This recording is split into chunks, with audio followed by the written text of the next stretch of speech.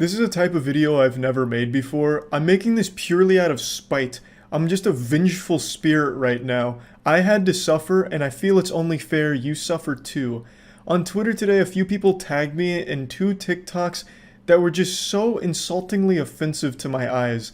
I was more disturbed than a Christian youth pastor going to see the director's cut of The Human Centipede.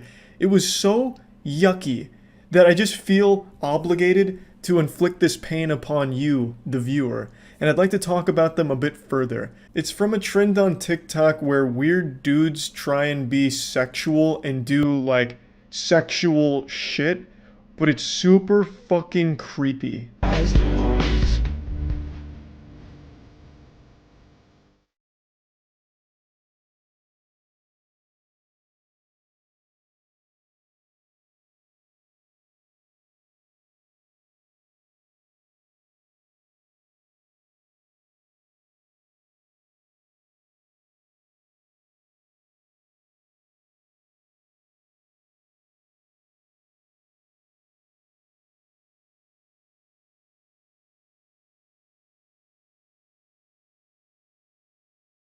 Yeah, I mean, who doesn't love a video like this?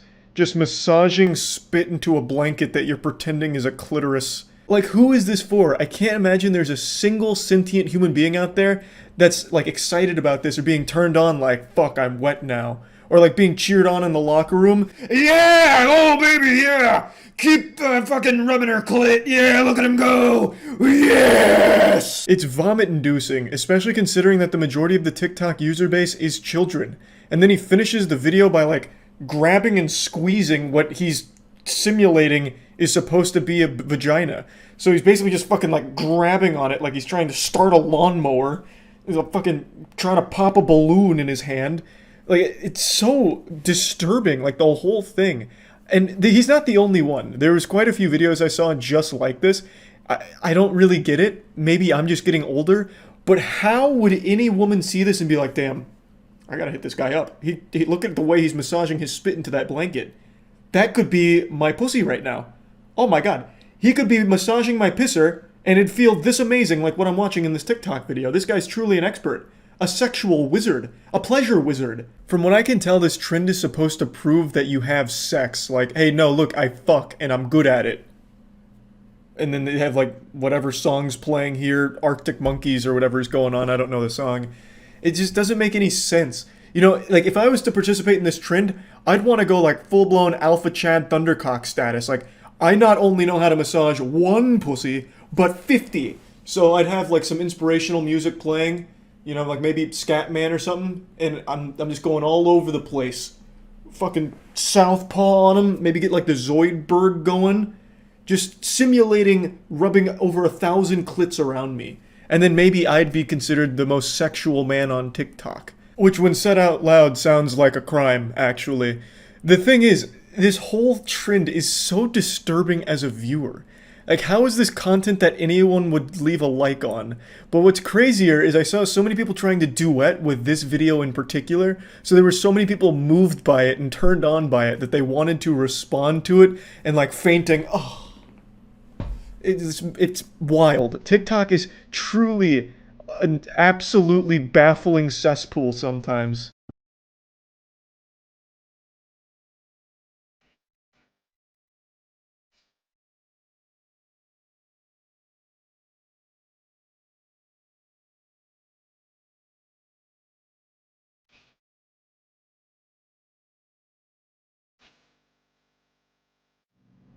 Why? Just why?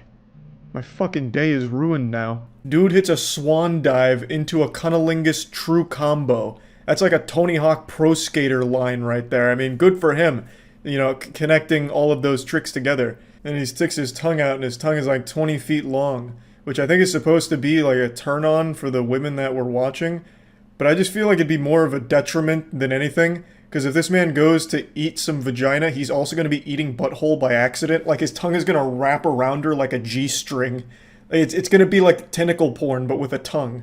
So I don't think it's, like, necessarily the best thing in the world to have a tongue this long. Especially not for him in particular, because when you're going to administer the doctor-recommended dose of vaginal eating, You'll just get a taste of ass too. It's like, oh god, babe, why does your pussy taste like shit?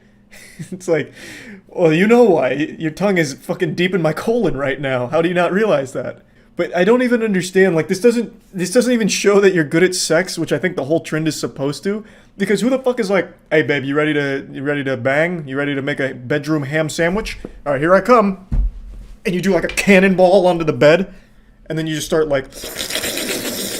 But yeah, I just wanted to show these two videos from the trend here because I had to watch them, so I thought it was only right that you also had to experience this with me. So yeah, that's really about it. So yeah. What's up everybody, it's Critical. For a long time I've been confused on how to properly masturbate until I came across this video. This pasture demonstrates the correct way of jerking off and the only way that's approved by God. So let's go ahead and watch this together so that way you too can learn the right techniques. I should mention before we begin that he will be using an arrow to substitute for his penis. He doesn't actually whip his cock out for this. However, you can see him after the service for a more hands-on demonstration. I like the way he looks in this right here. He looks like a fucking caveman that first discovered fire and he's trying to show his friends, but none of them believe him. I don't understand why he has a bow and arrow at church. I guess that's just standard procedure for some places, but let's just get right into this shit. Of course it hurts. Of course there's fire. Of course there's pain. Of course there's that's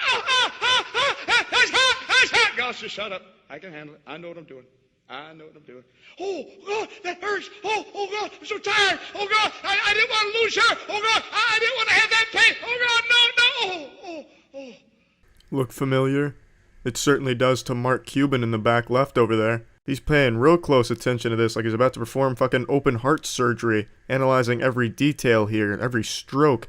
He's really taking it all in. Now what this fine gentleman has just shown us is the standard protocol for meat beating.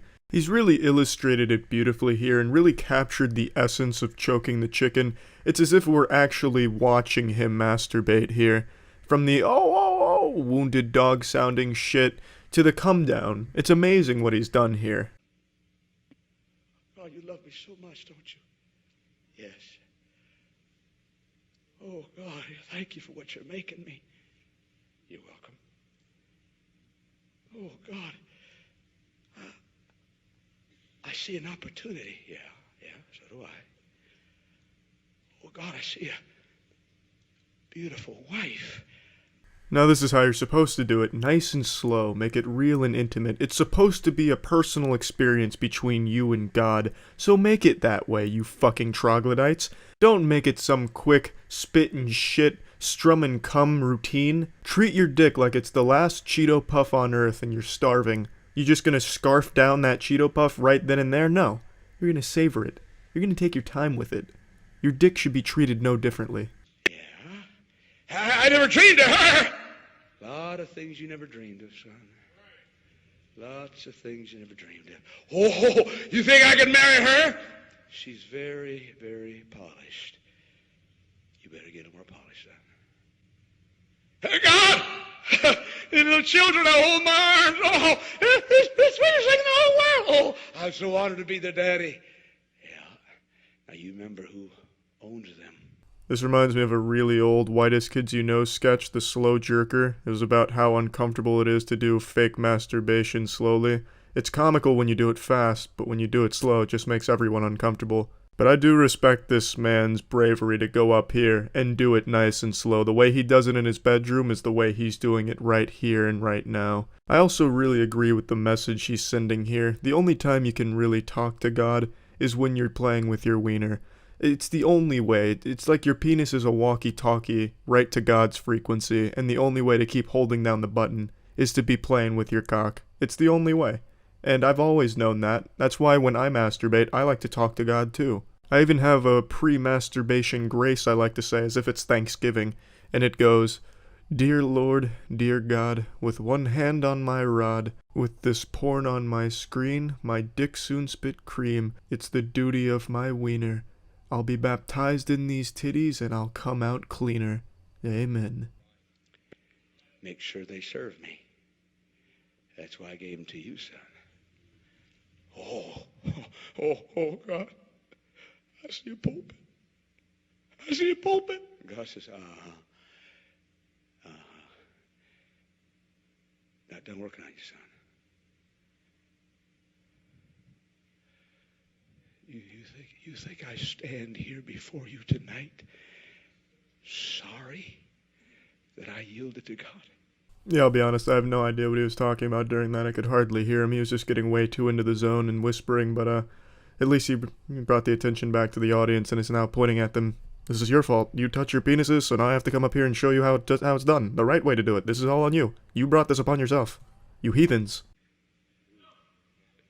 You think I stand here tonight with these, my trusted men, sorry that I yielded? You think I'm regretting that I yielded to God? You think I'm sorry when I see this crowd here tonight? No. Oh, God, keep polishing. Keep polishing. And that concludes tonight's service. Make sure you put some bills into the pass-around tray thing. And thank you all for attending. I hope you've all learned something here today.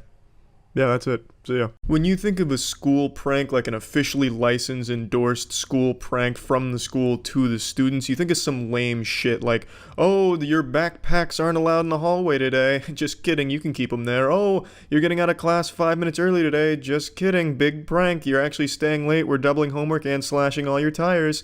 You think of trivial, dumb pranks like, you know, the fellow kids shit like, does anyone else Big Chungus? Signed the principal. Bad pranks. But where there's one school a few years back that pulled the ultimate prank that makes every other prankster in the world look like fucking amateur limp-dick losers in comparison. The prank was, for their pep rally, it was a high school, they invited a select group of students to the basketball court, they blindfolded them, and then they were made out with. The students were under the impression they were making out with another student in their class, but it turns out they were making out with their parents, their actual mommy and daddies.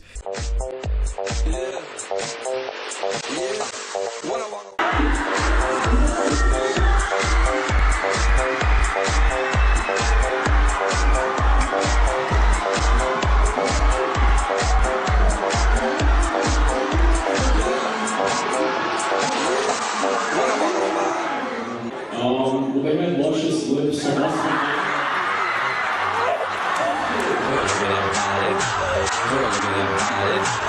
The most shocking thing about this video isn't the incest, it's the fact that Tom Brady wasn't there making out with his kids. I thought for sure he'd take any opportunity to make out with them on camera. But now when I saw this initially, it was like a few years ago, and I thought for sure it was fake. You know, that wasn't actually their parents. It was just designed to be a shock viral video. And I didn't think anything of it until a couple hours ago. I was looking for douche tuber trends, and one of the pranks they're doing is kissing their parents. And the related video was the news report about this pep rally incident, and it turns out it's completely real. This school actually endorsed incest and had the parents make out with the students on the basketball court. Let's go ahead and play the news clip. To be fair, this was supposed to be a joke. But when it went viral on YouTube, some people didn't find it the least bit funny. As principal, I'm responsible for everything that happens in the school, so ultimately I'm the person who, you know, needs to answer for this. Man can't even help but crack a smile during the interview. That is not the face of remorse. That is a man who is content with his giant evil plan of incest. He was the Dr. Frankenstein, and his monster was sin. Pure incest sin. I can already see how this came about, you know. The pep rally planners came to the principal pitching their ideas. He's like, yeah, good shit, yeah, sounds great. But how about for a grand finale, we have some parents make out with their children on the basketball court, huh? Incest, it's a good joke. Now that's comedy, ha ha ha. Now, dropping the sarcasm, comedy comes in all shapes and sizes and all forms. I don't think incest is a great form of comedy. I think the best form of comedy is found at my Twitch streams at twitch.tv/moistcritical. You should all go follow right now. I'll be live when this video goes up. Fuck yeah, would love to see you there. You don't have to kiss your parents, but you can come kiss me. Last Thursday, there was a pep assembly at Rosemount High School. Staff at the school planned a prank for the winter sports team captains. Each of them was blindfolded and kissed. The idea being the student think the kisser was another student, and then guess who it was. But the joke was, the mystery kisser was that student's mom or dad. It was a gag that ultimately went awry. What does she mean the joke went awry? The joke went exactly as planned. The principal was jerking off in the bleachers while it was going on. I mean, this is exactly how they drew it up. There was no malfunction. There wasn't like a miscommunication. This is exactly what happened. The parents wanted to come make out with their kids. It's very disturbing how down the parents were to just make out with their kids. This didn't happen in Alabama, surprisingly. This was in Minnesota. But I really just don't get what the reporter's angle. She's like, yeah, it was supposed to be a joke. It went awry. What do you mean? What went wrong here? And the joke was always kids making out with their mom and dad. It's a horrible joke. It's not a joke. It's a crime. It's literally illegal. I'm surprised this Congo line of incest didn't lead to summoning Lucifer, because this is such a huge amount of sin in a small area that it's goddamn unholy. But I don't understand why the news anchor is trying to make it so sympathetic, like, damn, they had such a clean, good joke in mind for their students, but unfortunately, something went wrong. For all the people who are offended, they're genuinely offended, and I owe them an apology. Why people were so put off possibly has a bit to do with context. Nope. I think what most people were put off by was the incest. I don't think it had anything to do with context or the storyline here, but I'm no certified news anchor, so what do I know? What some are upset about is what they saw in this 59-second YouTube clip, which, according to Principal Wallersheim, isn't 100% indicative of what happened at the assembly. What you see on the internet, sometimes you see just portions of what's really happened. Honestly, the principal makes a pretty good point here. We're only peeking in on the making out with the parents portion. I'm sure we already missed all of the other great pranks they had before this one at the pep rally, such as blindfolded anal with a mysterious stranger who turns out to be the parents, cunnilingus blindfolded on a stranger who turns out to be the parents. I'm sure there was a lot of great pranks the principal pulled on the students that we just didn't get a chance to see, so we're only judging based on a small portion. And it can lead you to think a certain way. But he isn't making that an excuse, he says. His main point is to apologize, plain and simple. This is supposed to be a fun event, and it should leave everyone feeling pepped. And if it's leaving people not feeling good or embarrassed or hurt, then that's absolutely the opposite of what we're trying to do. I don't know about you guys, but nothing gets me more pepped, hyped up, and ready for, fun like making out with parents. Yeehaw, baby. Man, what a banger of a prank right there. You douche tubers have got your work cut out for you to reach this principal's level of expertise when it comes to pranks. That shit is gnarly. Wow. Yeah, that's it. See ya. Good luck sleeping tonight with this villain I'm about to put on your radar. You will be trying to snooze with one eye open and one eye on your phone, looking for any Ring doorbell alerts. Because there's a menace on the loose, there's a maniac afoot, and SpongeBob isn't here to catch him yet. We're talking about the Porch Pooper, an elusive, nefarious scoundrel that's leaving undesired presence on the front door of one man in particular at the moment. But this could be just the beginning of a crime spree. You've probably heard of porch pirates, but what about porch poopers? Don't know any other way to say it. I can think of like 100 other ways to say it. Why didn't you just ask me? But I will say, Porch Pooper, I think, is very solid. That's a great alliteration that just flows off the tongue. But I've got some cool names for this cryptid. Feel free to use them. The Patio Shadio, Spready Fazbear, Poop Shitman. I'm partial to Poop Shitman myself. It sounds like the name of a Kojima character, like Die Hard Man. Right now, LMPD is looking for a man who has been using the bathroom on Louisville homeowner's porch all week long. Ward Jollish tracked down the homeowner and spoke with him about being targeted by a porch pooper. That's the last kind of person you want to be targeted by. That's like being hunted down by Jason Bourne right there. A porch pooper has set his sights on this one homeowner in particular for no reason that they can figure out yet. It seems like random act of shit. Listen, a warning. While we won't show you everything, okay? We won't show you everything. Some may be grossed out by this video. When I first watched this, I actually thought this was about to be some kind of like sly plug for their Patreon or something, or like exclusive membership content on their YouTube channel. Look, we're not going to show you everything here, but sub to the Patreon or join on YouTube and you get the full ass blasto experience here, poop and all. More butt cheek and more feces than you can handle. Enjoy to your heart's content. But it's just her letting viewers know, like, hey, there's a dude fucking squatty pottying on this guy's front door, and even though we censored it, it's still kind of yucky. It all started with this. Sunday night, a young man in a red shirt walks up to one Louisville home well after midnight and begins peering inside. The homeowners have no clue. After a few seconds, the man runs away in his socks and disappears into the night. But the next night, he returns and leaves a horrific surprise. There's a lot to unpack here. If you ask me, it doesn't seem like he's in his right mind. He's got to be under the influence of something, it looks like. Because he's approaching the door and he starts doing this with his hands like he's fucking putting binoculars on to see inside of it, about to use X-ray vision or something. I know it's an effective strategy when you actually get to the door so you can see in a little bit better and focus, but he was doing it like from way too far away for that to be useful at all. And of course, you have to be off your goddamn gourd to take a shit on a stranger's doorstep. But what's even weirder about this is that it was a premeditated shitting. It wasn't like some kind of impulse thing where he just had the bubble guts and just couldn't hold it in anymore, the dam broke. He went to the house one night, cased the joint basically, scoping out the scenery, making sure it's like the optimal place to take a shit. Came back the following night after cooking it up, like charging his alt for 24 hours, and then released the payload. Like, he just took the dump the following night. So this was something that he had planned out from the sound of it. And looking at the footage, he was wearing the same outfit. At least if this footage is the proper timeline where he went to the house first just looking at everything, and then came back the next night taking the shit, he's wearing the exact same clothes, so he didn't even like bathe or change in that time. Tuesday morning, I went out to my front porch and noticed this, what I thought was a cat poop. The homeowner, who wishes to remain anonymous but who we'll refer to as Jim, then checked his doorbell camera and realized it was no cat at all. And it turned out to be a person.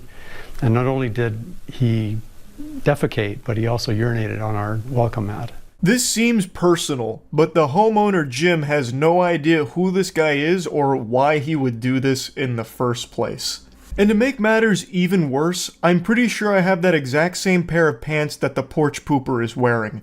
So I may have been burgled by this gentleman. Maybe he broke into my house in the middle of the night, stole my pants, and left a fucking surprise somewhere that I haven't found yet. And now he's wearing my pants while shitting around the town. What's even more disturbing is that the man returned a third time the very next night. Jim got an alert on his phone and tried to confront him, but the man was already gone. You have no idea who this guy is or why he's doing this? I have no idea. We're good neighbors. We, keep to ourselves. We behave ourselves. And he was visited 3 times, like the ghost of Christmas past, present, and future. But the only gift he was given was the gift of a fucking colon cleansing on his front porch. And in all 3 instances captured on the doorbell camera, he's wearing the same clothes. This guy didn't bathe or change over the course of 3 different public shitting incidents. His hygiene stinks. This guy fucking super sucks. I imagine him going around town, he has like this cartoonish stink cloud that follows him around. He is probably unbearable to be near. Holy shit. Jim has now filed 3 police reports for each night his home has been targeted, but so far, no arrest. Just a big mess he's now forced to clean up. I'm relieved that he's not violent or he's not trying to force entry. He's just doing his deed. But it's very disconcerting and disturbing. In Louisville, Ward Jollis, Wave News. Now, I did wonder if the news broadcast had just repeated footage here when they did the side by side, because it looks so similar. He goes to pretty much the exact same spot, like down to the millimeter, and he spends about the exact same amount of time shitting, which I find to just be highly unlikely, unless this guy is some kind of anus specialist, the butt whisperer, and he's trained his ass to be extremely strict with how long shitting takes. Then it just seems weird that it's pretty much the exact same across all 3 instances. But it is very possible because when to debunk myself, when he stands up in some of the shitting there, he reacts differently. So like in one of them, he looks at the door, and the other one, he doesn't and just immediately looks to the left and goes away. So it probably is separate instances. I just still find it shocking how consistent he was with it. Same position, same location, same duration, and same clothing. It's like when he's not shitting on this guy's front porch, he just enters stasis and then comes back the next night in the exact same outfit and everything. It's just so peculiar. So yeah, hopefully they catch the porch pooper sooner rather than later. I'd hate to see more homes ruined by such foul fecal matter being spread haphazardly like this, and in locations where it shouldn't be. So yeah, hopefully Jim no longer has to deal with this porch pooper, and I just wanted to make you all aware of this so you can take precautions. If you hear a rumbling of a tummy in the middle of the night, sprint to your front door ASAP, because you might be able to catch the porch pooper. Yeah, so that's about it. See ya. One of my best friends in the whole wide world, Matt, got married a little over a month ago, and it was a beautiful ceremony, magical, like something out of a fairy tale. And yesterday, this same Matthew from the riveting story I was just telling about the wedding sent me an interesting video that is truly horrific. The cringe is unbearable, but it's actually a video I saw a long time ago and completely forgot about, as if I was neuralized to remove all the memories of it because it was so painfully cringe. Hi, I'm Shannon. I've known Tracy for, oh god, I think so. So I started the North Store at 2:30. Yeah. So I don't quite know Anthony that well, but Tracy talked about you like nonstop. Seriously. It already gets off to a thrilling start here with her doing an internal abacus in her head to calculate how long she's known the bride. And it ends with her saying basically nothing except, I don't really know him that well. That's sure to energize the crowd. I have no doubt everyone's on the edge of their seat right now. She's got us in a fucking titty twister here of excitement with this one that she's building up to. So it's pretty clear she's been drinking. She obviously didn't prepare any kind of speech, even though I'm pretty sure at most weddings you're told ahead of time if you're going to be someone giving a speech, or maybe at this one they like open the floor up to anyone that wants to give a speech, I'm not sure. But the way that it worked at Matt's wedding is it was pre-established who was giving speeches. I wasn't one of them. I really think having me give a speech at an emotional event would really ruin the mood. Not because I'd say anything foul, like I wouldn't go on some kind of spiel about marriage being a scam and ruin the atmosphere, but I just feel like the way that I speak doesn't lend itself super well to like an emotional scene where people are like crying over how sweet everything is. I'd get up there with the mic and just be like, yeah, so I've known Matt since middle school, and him and Monique make a really good couple. They're a really strong team, like Connor and Abby from Cubics Robots for Everyone. Highly underrated show. But anyway, this has been a fantastic hootenanny. Really wonderful. Yeah. And she'd be like, I mean, you do that. I'm like, I don't care. No, just kidding. Just kidding. Just kidding. You guys are so cute together. I swear to God, you guys, I hope the longest. Seriously, like, till death do us part, Anthony. Seriously, you better take care of my girl. Because if you don't, I know where you live. The side-splitting comedy routine here from her Netflix special is slaying. She's absolutely cooking up there, and the crowd is loving it. Just kidding. But yeah, you guys are so cute. Like, you're part of the family. I swear to God, like, I'm not gonna be racist, you guys. I'm just saying, okay? Oh, thank heavens. I was worried she was going to get racist for a moment. Luckily, she clarified to everyone in the room that she is not going to get racist. We can wipe the sweat from our forehead now. Shannon has made it very clear she's not going to be racist. So, that's good. I'm gonna be racist, okay? No, just kidding, just kidding, just kidding. Luckily, she wasn't racist, so huge applause for her. She's doing a great job. Her speech is like one run-on sentence that just refuses to end. It's just like this thought in her head that she can't quite articulate, and it leads to nothing. It's like if you're playing the maze game on a back of a cereal box, but you just keep hitting every single wall and never make it to the end. There is no point to anything she's saying. Of course, you guys are gonna get the like interracial couples. Oh my God. No, seriously, you guys are outstepping the stereotype, and I love it. Like, adore. But you guys, I swear, I love Black people because you guys are the best. Like, my own daughter's great aunt is like the best woman. And so it's just like, I swear to God. And you guys are amazing. I love you. I love you guys. Bless you. I love you. Good luck to anyone at the wedding trying to follow up that banger of a speech. She crushed it. She was spamming the words "just kidding" during that speech like she was playing League of Legends with a missing enemy ping. She, maybe needed to rehearse a little bit. Like, maybe just write a couple things down. Like, maybe just bullet points on her phone, even. Pretty much anything besides what she did there. I do think it is an excruciatingly painful thing to sit through. When I watched this again, like when Matt sent it to me, I, for the first time in a long time, actually put my head in my hands like this, listening to it, because I couldn't look. It's one of those things that it's hard to keep your eyes on it. It's such a disaster of a speech. And it's not like she was saying anything at all. It was actually a bunch of fucking mumbo-jumbo. It would have been less agonizing if she went up there and just started doing armpit fart noises into the mic. Like, anything besides this, really. So if any of you have a wedding coming up and you're nervous about your speech, don't worry, it can't be that bad. It can't be that bad, I don't think. But now I want to briefly talk about Matt's wedding, because now I have an excuse to. I don't think I ever talked about it in a video. I talked about it on stream a couple times when people asked, but as I mentioned, it was like a great event and everything. But I had ordered my outfit like 5 or 6 months ago, and if you've been to the streams, you'll know that I've been recently working on putting on a lot more muscle. So I've gained like 10, 15 pounds over the last couple of months, like maybe like 2 or 3 months. And so when all my clothes got here, I didn't even bother to try them on. I just assumed they would still fit. Big mistake. Fast forward to wedding day and I'm putting these clothes on for the first time.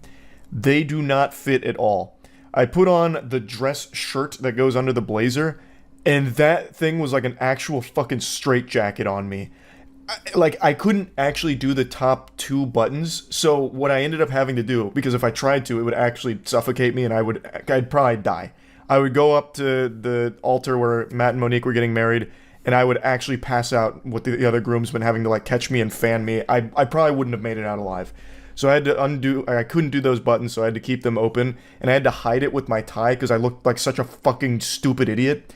And then I tried to put the blazer on, or the jacket, whatever. It shows how much I dress up. I don't even know what it's called. I think it's a blazer, but like the actual, like the man stuff, like the coat, whatever it is. So I put that on, and that shit restricts my movement and had my upper body moving at like 2 FPS. So like when I was walking up to like the other groomsmen, it looked like something out of PlayStation 1 with the way I was moving around with my upper body. And the pants were an absolute catastrophe. Me trying to wiggle my butt cheeks into those pants was unholy, and I don't think I've ever done something so physically taxing. Like, me getting dressed was, like, I was sweating like I was competing in a combat sport. When I do finally slide into those bad boys, I realize a huge problem. I can't button them. I was able to zip them up, which was no easy task either. That zipper was fighting for its life. But I couldn't button them. If I had gotten that button to like actually lock, I would have blown up like a character in The Boys with like my intestines flying out of my mouth and gore all over the place. I wouldn't have made it. So what I ended up doing is I took the button flap, because the dress pants have like that little flap that hides the actual button itself.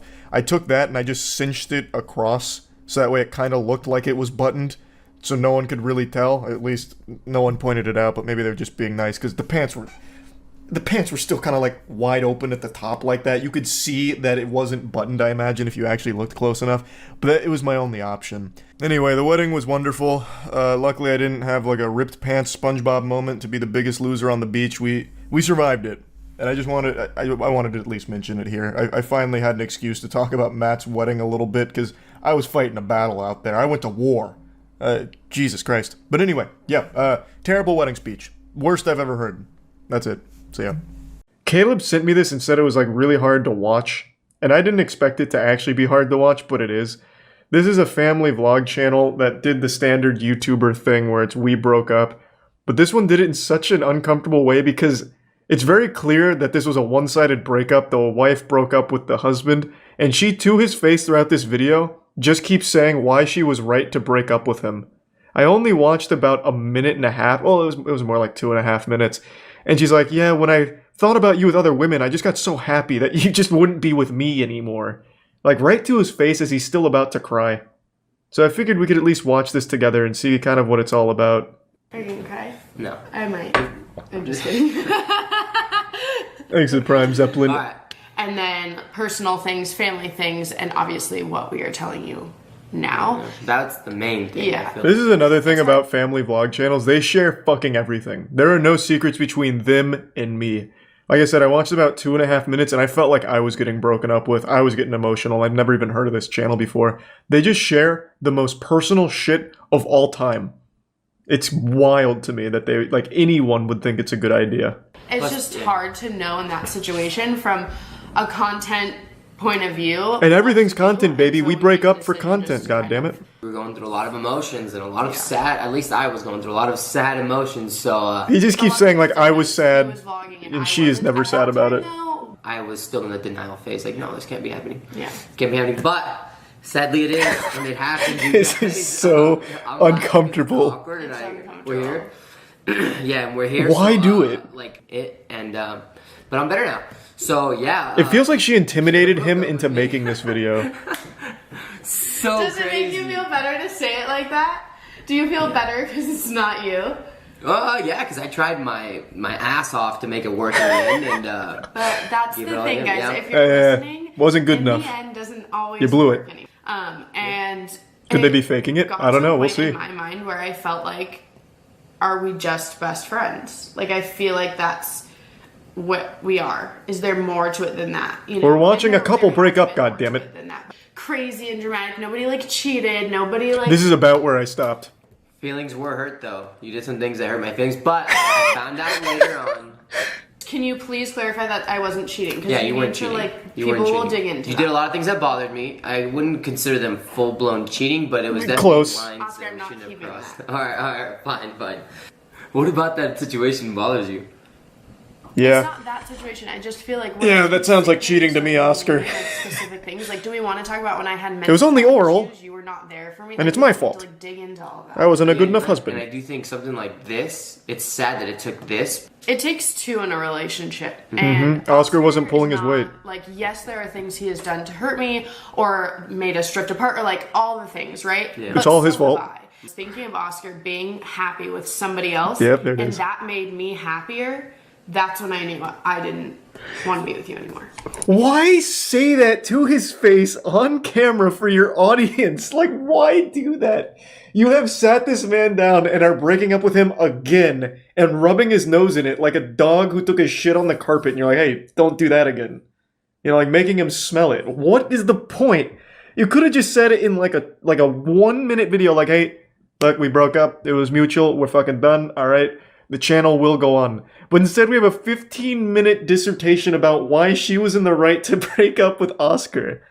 This is where I stopped. I forgot about this part. But yeah, this is where I stopped initially. So this is going to be uncharted water for me. I'm going to go in deep. I'm going to be the couples therapy here. I'm going to analyze everything because, god damn it, it's here for me to analyze. I want to take a peek and see what's gone wrong here.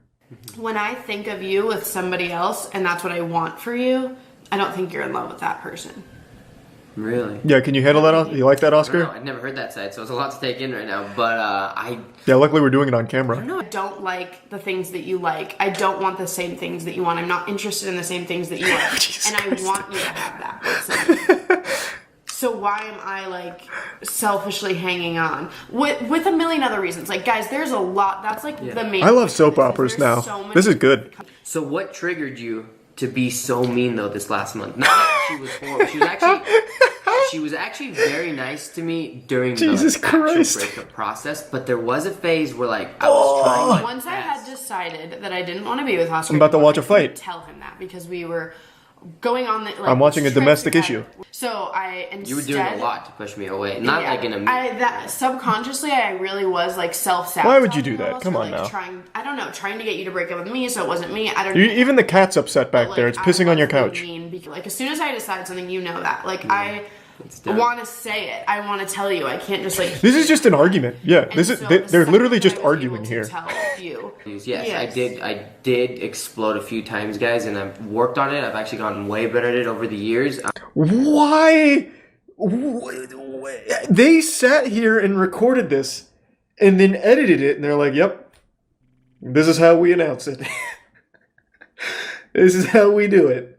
we go out with a bang. And for what it's worth, the vlogs have continued. He is still living at the house, and they're still making vlogs together, but they are no longer together, which makes it very uncomfortable. I tried watching the most recent one. It makes it very weird with that bit of context, because you can see the kids are pretty sad about it. So, yep, I would say, as the unqualified therapist, the outsider here, the stranger you've invited into your lives, I would say you probably should take like a month, 2 months off from vlogs, would be my prescription here. And maybe like rethink how we approach the breakup announcement in the first place. Like maybe it could have just been summed up in a tweet. Said you're prepping for our breakup video? Yeah, this is how we do it. I'd start fucking throwing plates and then hitting you over the what? head with a frying pan like it's Looney Tunes. I thought you actually were saying that they were throwing things at each other. No, well they're just arguing.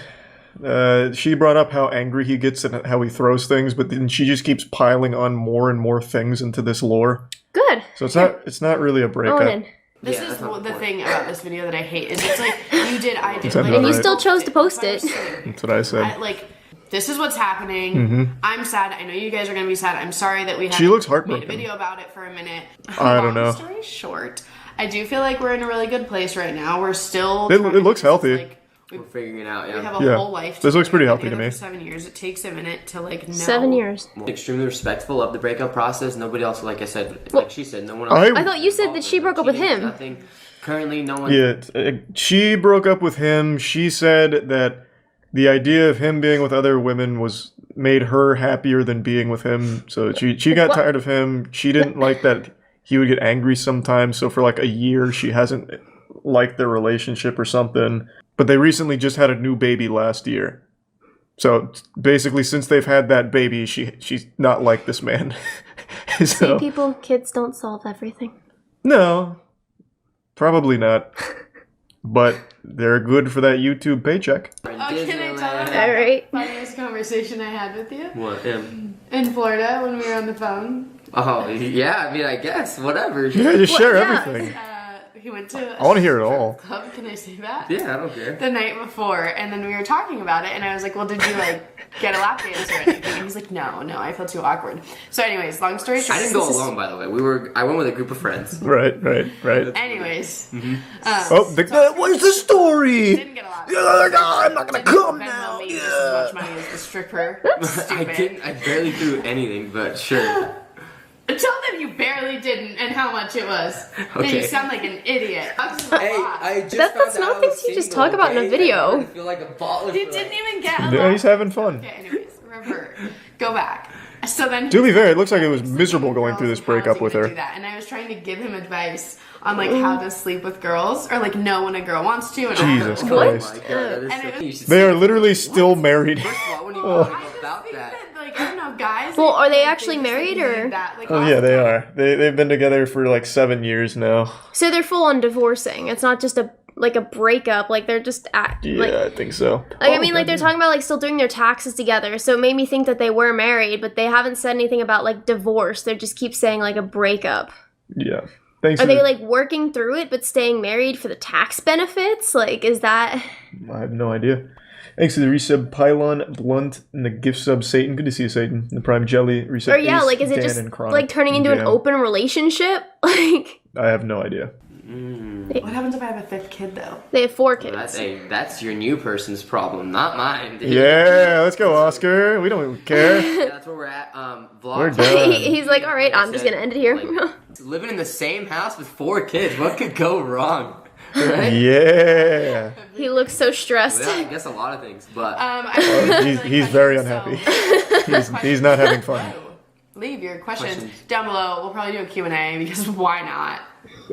Yes, why not? You're already being open enough as it is. Everybody in our lives thinks confidence, I love it. The fact that you think after everything you put me through, I would be like, me, but you. This is so weird. I feel so bad right now. Besides some Yeah. attitude here and there. This is. I don't know why they would upload this. I don't know. oh, there it is. This is 2 people that fucking hate each other, pretending they don't. Comforting to Oscar. Yeah. But guys, that was early on. That was Wow. rough. Yeah, no, that got worse and worse and worse. It was just a full-blown domestic dispute that they filmed. This is what I mean. Like, people literally live through YouTubers and their lives. Well, here, Oscar's glow up after this is about to be iconic. At least people are on his side on it. More of like a this is... Yeah, most people are... Well, it was pretty clear that she fucking hates Oscar. Yeah. He was definitely the one that was hurting the most here. Yeah. Yeah, like she looked... Literally, yeah, she's so happy. She looked fucking thrilled.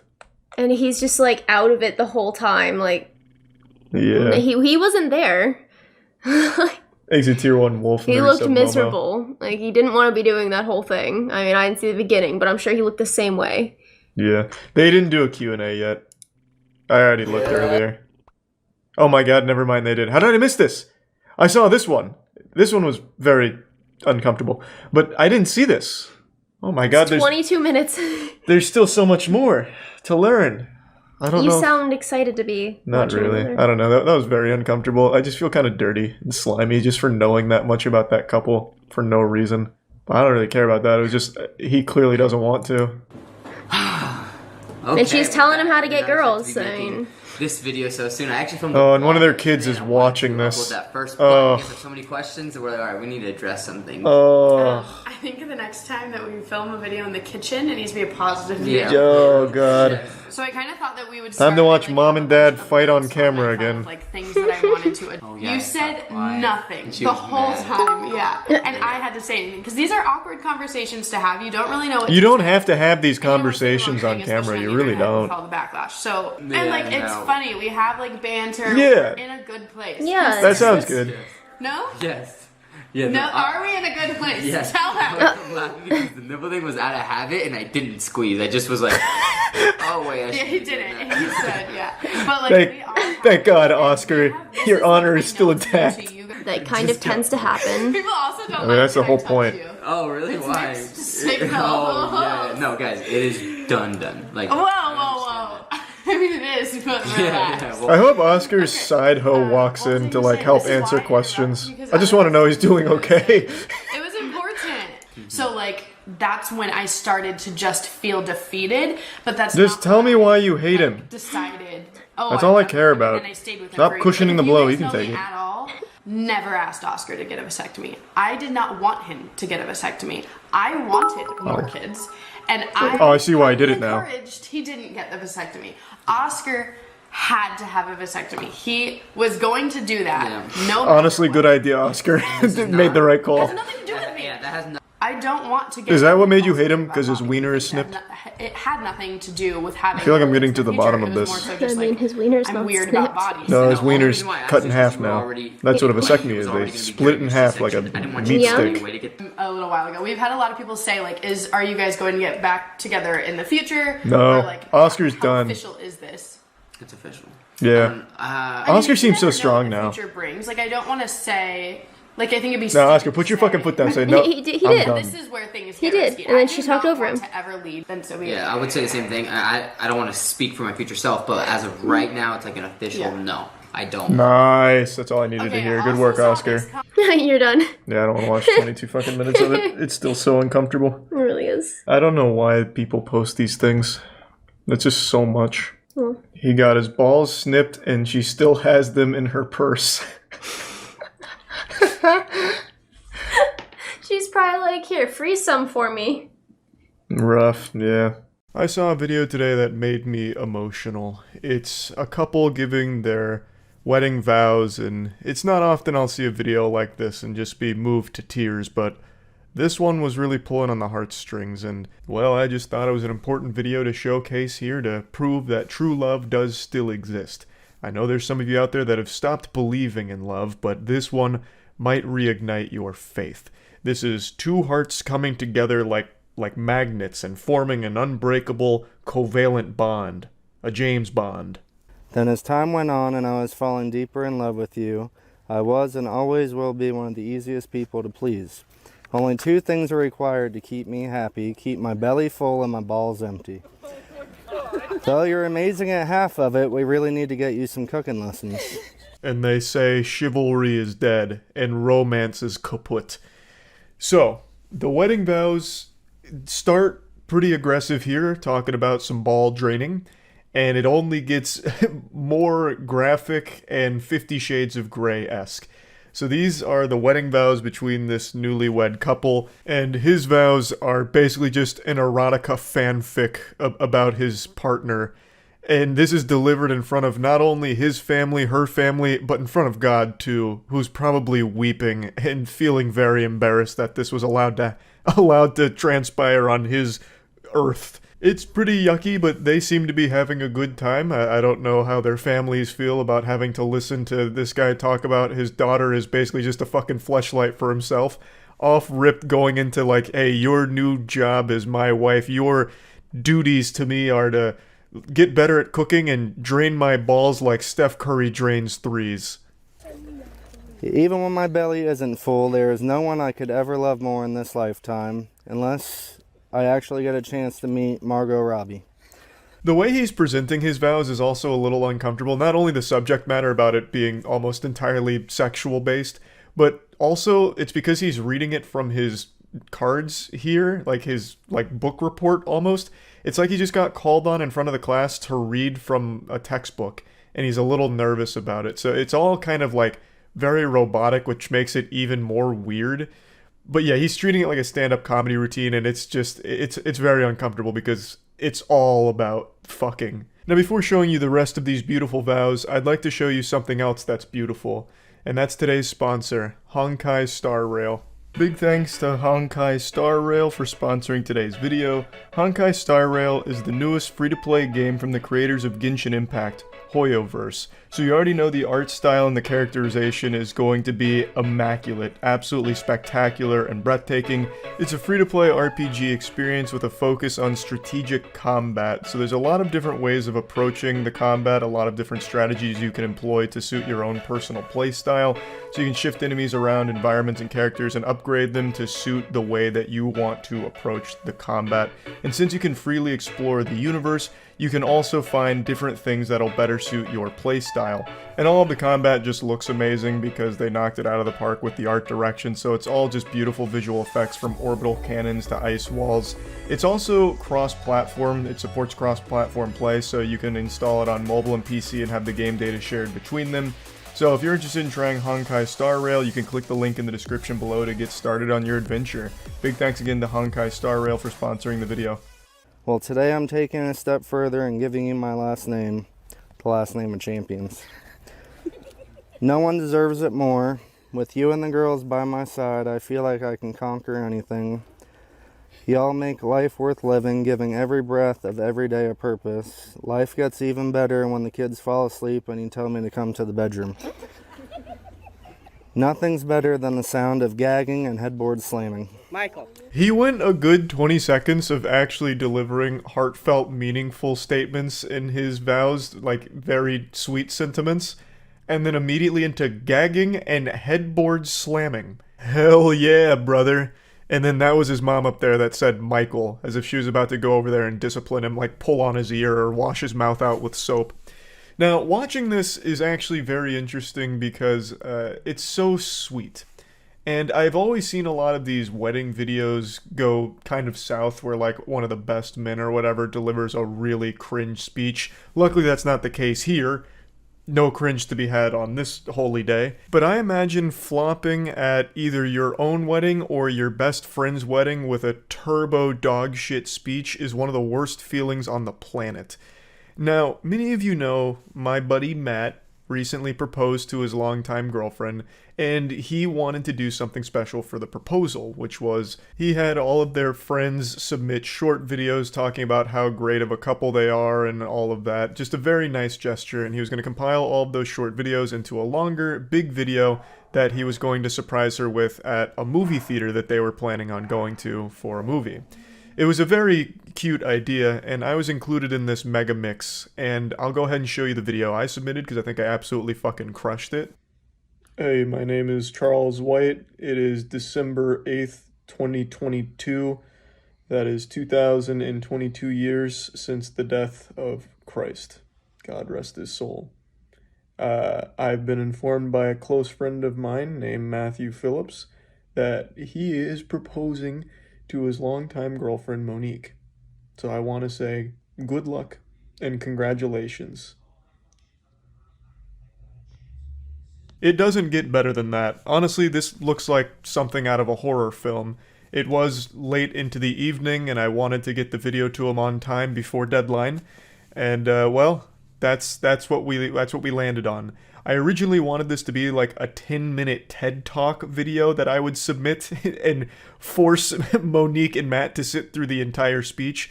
It was going to be all about how marriage is actually a tool that was developed in Area 51 in order to mind control the populace. But I decided I'll show mercy and just do a quick 20-second blurb. But anyway, the reason I'm showing this is because Matt and his longtime girlfriend are getting married, and at the wedding, I don't know if I'm supposed to give a speech or not, but if I am, I can only pray that I'm able to give something as inspired as the speech you're seeing from this guy right here. Everyone keeps telling me that marriage is going to ruin a lot of things, but I feel that's only if you let it. You will forever have my heart, and that's a promise till death do we part. P.S. Since you're so good at making decisions like marrying me, you can choose whether tonight's going to end with being a toaster strudel or a Twinkie.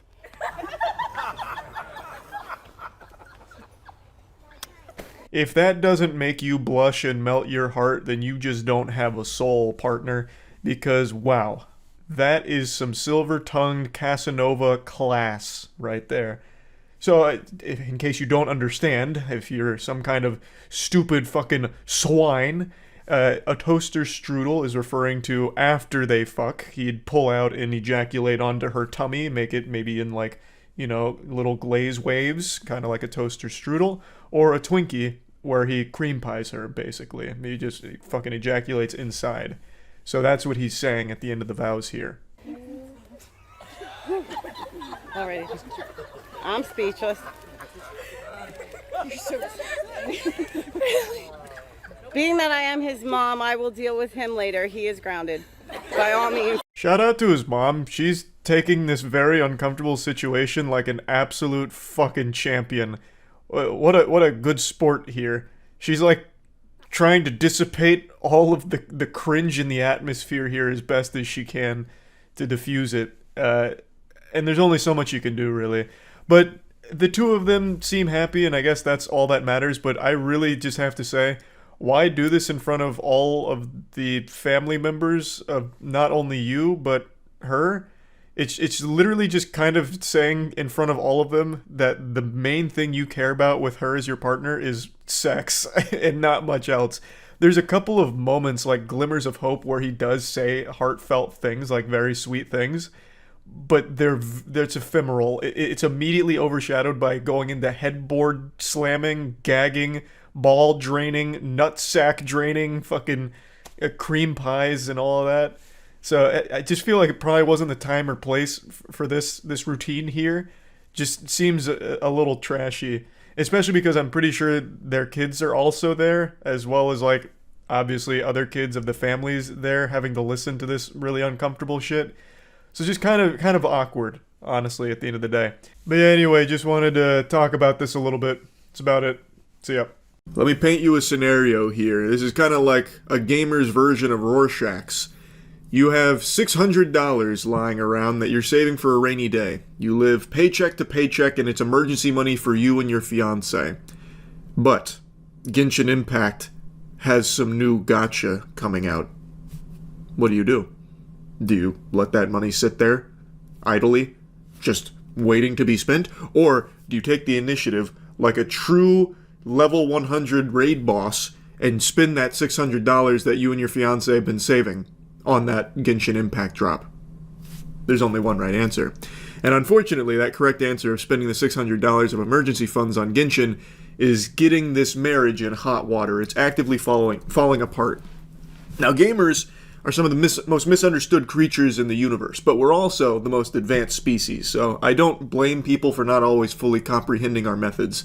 We can level up, we can emote, we can even make you come through the computer screen. Watch this.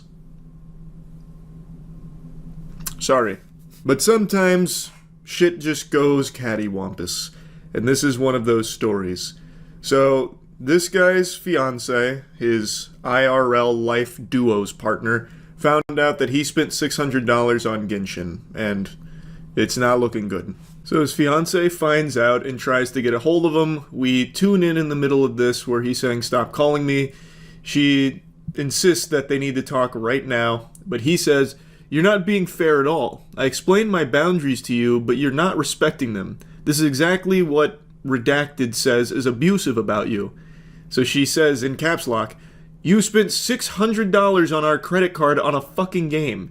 I explained it already to you. $600 for 2 virtual characters you don't need without asking when we are paycheck to paycheck. That card was for emergencies with the Civic."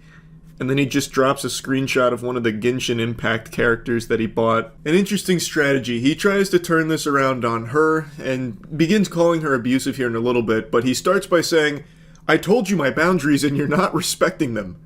But what the fuck? I told you I was going to spend all of our money on Genshin Impact. You can't be getting mad at me. You're not respecting the groundwork I've laid out here. I told you I was going to do this.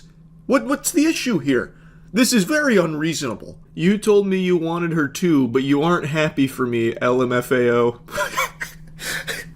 I like how he puts like the picture of the Genshin Impact character that he bought as like a, "Look at this. How can you be mad when I bought this for us? I did this for us. You said you wanted it too. How can you possibly be mad? So what? I spent all of our emergency money. Look at what we got for it in Genshin Impact. You should be thanking me." I just love how he's saying that she should be happy for him. Like, "Oh my god, honey, I'm so proud you bought this Genshin character with all of our remaining emergency money. Oh my goodness. I've never loved you so much." Then he goes on to say, "Actually, I am done. I am a 29-year-old man. I am allowed to make purchases without needing your permission. That is an abusive dynamic. Explain that, or blank, explain that very well to me." Well, we're gonna jack out of the Matrix here for a moment here to digest that statement.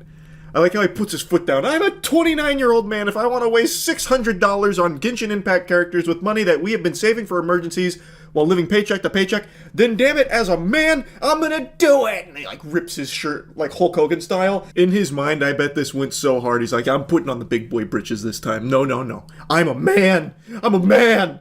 I can buy Genshin Impact characters all day till the cows come home if I want to. I don't need your permission. I am a hunter-gatherer. I gather Genshin Impact characters. Yeah, where's my juice box?" And then he has the chutzpah to say that this is an abusive dynamic from her for getting upset at him for spending all of their emergency money on Genshin Impact characters. This is like a pretty classic thing where they try and like spout therapy words at the other person to like belittle them or make it feel like it's their fault. So he's going for some big, bold strategies. "Yes, I said I want Farina. I didn't say we should spend hundreds to get constellations. You are a fucking addict. You already spent all our Christmas money on it. You're snooping into your fiance's purchases. You should take a look at yourself." She flips the bird at him and says, "This is a shared card that I set up for emergencies and you went behind my back. Why don't you tell Redacted about your gambling addiction to video game characters?" He just says, "A." That's like a classic anime, like, "Actually, Redacted told me all about your coercion, and I believe you are a narcissist personality. That is why you are continuing to try and control me and control my financial decision-making. You know this is my values, and I have had Farina as my wallpaper forever. I refuse to be verbally abused for being myself. I'm battling anxiety, and you do not care at all." There's a lot that just went on here. So he tries to make her feel bad for looking into the finances, saying you should look at yourself, which is a crazy thing to say when it's a shared credit card that she set up and you went behind her back to use that money for yourself. Like, it's not like she was snooping. She set it up, and it is your joint credit card with her, so of course she's going to see it. We then get into some real pathetic stuff where he calls her a narcissist that's trying to control him and control his financial decision-making. Brother, this isn't financial decision-making, this is Neanderthal caveman gooner brain. This guy's saying that he's had Farina as his wallpaper forever, so he had to indulge in this obsession. Brother, it makes you sound like fucking Gollum with your Precious, where he's like touching his phone, like petting Farina's wallpaper. No, you don't get it. I've had this for my wallpaper forever. I had to waste our money on it. How can you be so heartless? You know I'm battling anxiety. And wasting all of our money on Farina? That helps. Farina's the only thing that can cure my anxiety. Do you want me to suffer? Is that what you want? I'm a 29-year-old masculine beast. I have to spread my wings sometime and waste all of our money on Genshin gacha. You know this. I set those boundaries, you narcissist. He just has the gall to call her verbally abusive and controlling and a narcissist. Meanwhile, this unhinged goober just wasted $600 of their emergency funds for virtual Genshin characters. It's unbelievably pitiful. And he tries to blame her for not respecting his battle with anxiety. Hey, buddy, you know what's going to make that anxiety much worse? Having $0. I think that's going to make it a lot worse. Farina's not going to come to your rescue. She's not real. Sorry to hit you with the cold water.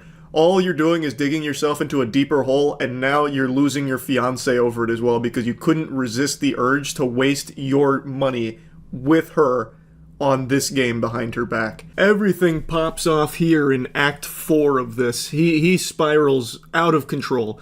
I don't want to get married to you. I'm not talking on the phone. So now he's the one calling the marriage off. If you can't respect me wasting all of our money on Farina and Genshin Impact characters, then we're just not meant to be. You narcissist. You thought that you could control me? You can't control me. I'm like Michael Jordan in his prime. You can't control me. You can only hope to contain me, but you can't do that either because I'm hard addicted to Genshin gacha. And I will waste all of the money that I ever see in my life on it. I emailed screenshots for my appointment tomorrow. Thank you. I emailed screenshots for my appointment tomorrow. Thank you for giving me a horrible anxiety attack and ruining my night. And no, I didn't do a fucking thing with Farina yet because of your calls. That's heartbreaking. I spent all this money on Farina, and you yapping and blabbering about how bad and big of a deal it is has prevented me from spending time with Farina. You proud of yourself now? I didn't even get to use Farina yet. As he's like shedding tears, profusely crying in his bathtub. She then makes a threat that sends him off the rails. This was threatening the nuclear option. She said, I'll call Capital One and dispute the charge. Your account will be banned. I have no doubt when he read that, his heart sank. The pit in his stomach expanding to a black hole in his soul.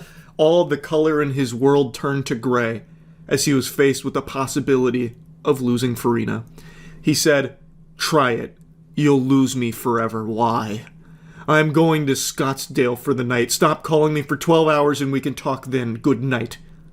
Will you please answer my mom? Please? So, during this, his mom, I guess, was trying to get involved. Like, how can you do this to my son?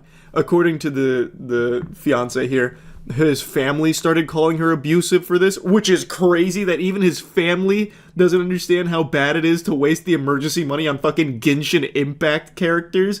So his mom, I guess, was trying to call to give her a piece of her mind, an earful on this. Like, how unreasonable can you be to my son, you abusive narcissist? And then he tries to do the old Jekyll and Hyde routine, so he comes back and says, I apologize for my reaction. As I said, my anxiety is bad today, and I have to do better. I love you. You don't need to dispute the charges. I'll get you the money soon. Redacted can spot me $600 tonight, so you can text him your Venmo. Anxiety really bad. Redacted, please. That damn anxiety using him like a goddamn fleshlight here. He treats anxiety like he's trapped in a fucking genjutsu. I love how everything about him changed once she threatened to dispute the charge and he might lose Farina. No, don't do that. Please, don't do anything drastic. We can still come back from this. Look, don't. Without Farina, I have nothing. I have nothing. So now he's getting his mom on the horn like, Mom, we have to save Farina. He's treating it like a hostage negotiation now. And he's like, I'm sorry. I'm so sorry. Look, don't dispute the charges. Don't dispute the charges. I'll get the $600 another way. Anything but that. Please, God, no, don't do it. My anxiety is really bad. Look, it's just bad anxiety. Anxiety is what caused all this. Look, we don't need to do anything like this. It doesn't have to be this extreme. Anyway, though, that's the whole text journey, but the poster did give a bit of an update. The marriage is off, and he's blocked her, but is still actively playing Genshin Impact on Discord, so he's at his mom's house doing that. She did get $600 sent to her, so she was able to get that back and lock the account, which is good. And also, it's good that they, got this out of the way before they were fully married, because this would have been a disaster if this had happened during the marriage. That would have made it a lot messier. So, pretty rough situation overall, but at least it came before it was, fully, kaput in the books as a marriage. So she got to get out of it before things got too hairy. Anyway, though, what an interesting adventure. That's about it. So yeah. When it comes to sad, pathetic things on the internet, I feel like I've seen it all. I'm like the Oracle from the Matrix. Nothing surprises me anymore. Yet, today I bore witness to something so tragically embarrassing on Twitch that it's making me reflect, and it's put me in a very somber state. I feel as though I'm at a funeral service. A streamer invited one of her mods to hang out with her in real life, and then did a stream that was an hour and 25 minutes of agonizing, miserable, inhumane torture. Waterboarding would have felt more pleasant for this mod, I imagine. She spends the entire stream basically just insulting him. He is the butt of every one of her jokes, and she kind of just reduces him to a spittoon for her and her chat to spit in and make fun of. Now, I think punching bags get treated with more respect than this guy did, and it only got worse the longer the stream went on. She had a donation goal where if the stream gave her $500, she would kiss him. Oh god, fuck. I'm sorry. Sorry, one more shot, guys. Dang. If you ever want to get drunk really fast, just have to kiss Dilly. You'll be fucked up by the time the night's over. That is soul-crushingly mean-spirited. That is downright diabolical. Saying if you want to get drunk, just try and kiss Dilly, you'll be fucked up by the end of the night. Saying that you have to be hammered to want to kiss this guy. And this is the attitude for the entire stream, so she makes it pretty clear that she can't really stand to be around him unless she is extraordinarily drunk, so the whole time she is drinking throughout the stream. They reach the donation goal, so now she's obligated to give him a little smooch.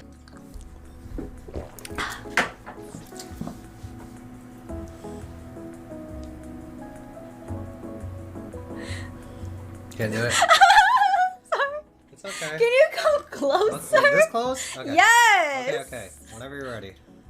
Can you pucker up? Pucker up. This is I have small lips. You just snotted on me. You just snotted on me. This is why allergies. You went, the little snots went on my leg. It did? Yes. I'm so sorry. It's okay. Oh my god. All right, come on. Okay.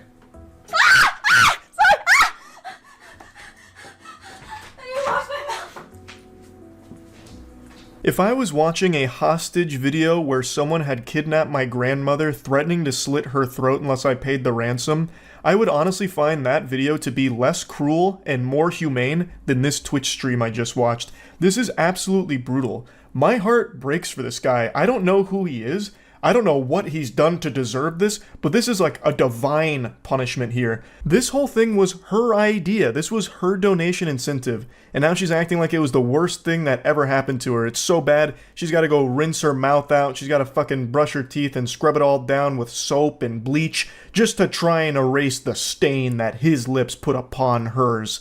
It's just evil. This whole stream is her basically just bullying this guy. Well. Jesus Christ. Well. Are you okay? I'm good. Okay. I'm back, guys. Sorry. I'm good. I'm good. She's putting on this big song and dance about how gross and disgusting this was, when it was her idea. She's doing this just to make him feel even worse, and put on a show for her chat at this guy's expense. Like, oh, this loveless loser virgin flew all the way here, and oh, I just had to kiss him.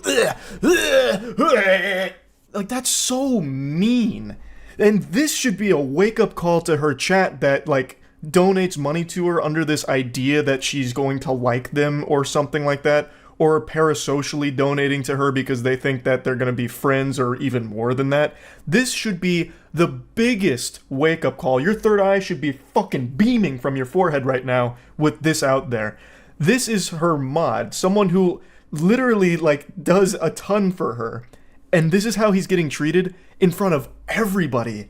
That's what she thinks of you as well. Now, like I said, it's not just this viral moment here. The very beginning of the stream comes out fucking guns blazing, going hog wild about this guy having no shot with her and that she doesn't even really respect him at all. Yeah, Dilly's living the dream. Aren't you so happy to be here? Yeah. It's my dream, y'all. Yeah, I've been posting pictures of Dilly every single day on Discord, and this guy cannot hang. Dilly's eyes are fucked.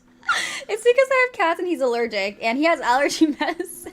Doesn't he look like Gru from Despicable Me? Sorry, every time I see Dilly, I just start laughing.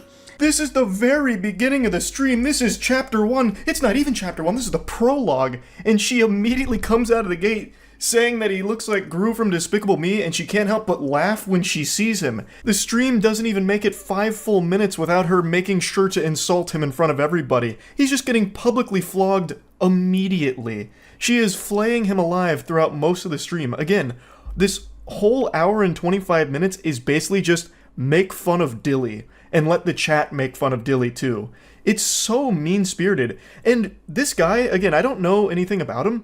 He wasn't even creepy or weird or awkward. He seemed like just a very normal guy. He even seems pretty nice and really not weird. Yes, he does come across as like a little lonely and a little socially shy, but there's no like red flags or anything alarming about this guy at all. This must have been hell on earth for him to not only get invited out by the person that he clearly cares about since he mods for her, but to go there and then just be perpetually insulted directly by that person and the community that you mod for, having all these tomatoes thrown at you throughout the whole thing. And on top of all of that, be surrounded by cats which trigger his allergies. The misery must have been indescribable. Like, I'm getting parasocial with it because I actually just really do feel bad for him here. Like, brother, come on. Have some more self-respect. Have some more confidence. You deserve it. You deserve better than this treatment here. That was just so mean. Now, I already know the cope. I know what the excuse is going to be. Oh, she's clearly just pushing his buttons. They're just joshing around. They're very close friends, obviously. But I don't get that impression at all. These aren't jokes I would tell to even my best friend Matt, who I've known since middle school. A lot of what she says to and about Dilly is just downright nasty. I would never say to Matt, like, the only reason, you know, your wife ever kissed you is because she must have been blackout drunk and forgot what you looked like or something. That's just so fucked up. And, like, she makes statements like that pretty often throughout this stream. These aren't really jokes. She is just insulting this guy as much as possible to make him a laughingstock for her stream. Cute couple, baby, are not dating. I did not claim this. Sorry, that's so mean, but don't claim it. So yeah, 1 hour stream, so every minute counts. I made a donation goal of $500. I will kiss Dilly. So we hit it, but hopefully I will be drunk for that. Let's take the first shot of the night, yeah? Is it too early? No. Cheers. The way she responded to the cute couple statement seemed like she was genuinely offended anyone would even say something like that. Now keep in mind, she's still sober right here, so this is still her insulting him with the training wheels on. She hasn't even taken the gloves off yet. It gets really bad shortly after. I made all the boys go at Dilly to help change his pants, so I think Dilly threw away his chunky throat pants in the trash. Dilly had the same size hands. No, oh my god, you have baby hands. No way. Yeah, we have the same size hands. That means you have a small dick. The astute observers out there will have noticed that I put the stream to 2x speed during her story times, and I'll openly admit to it.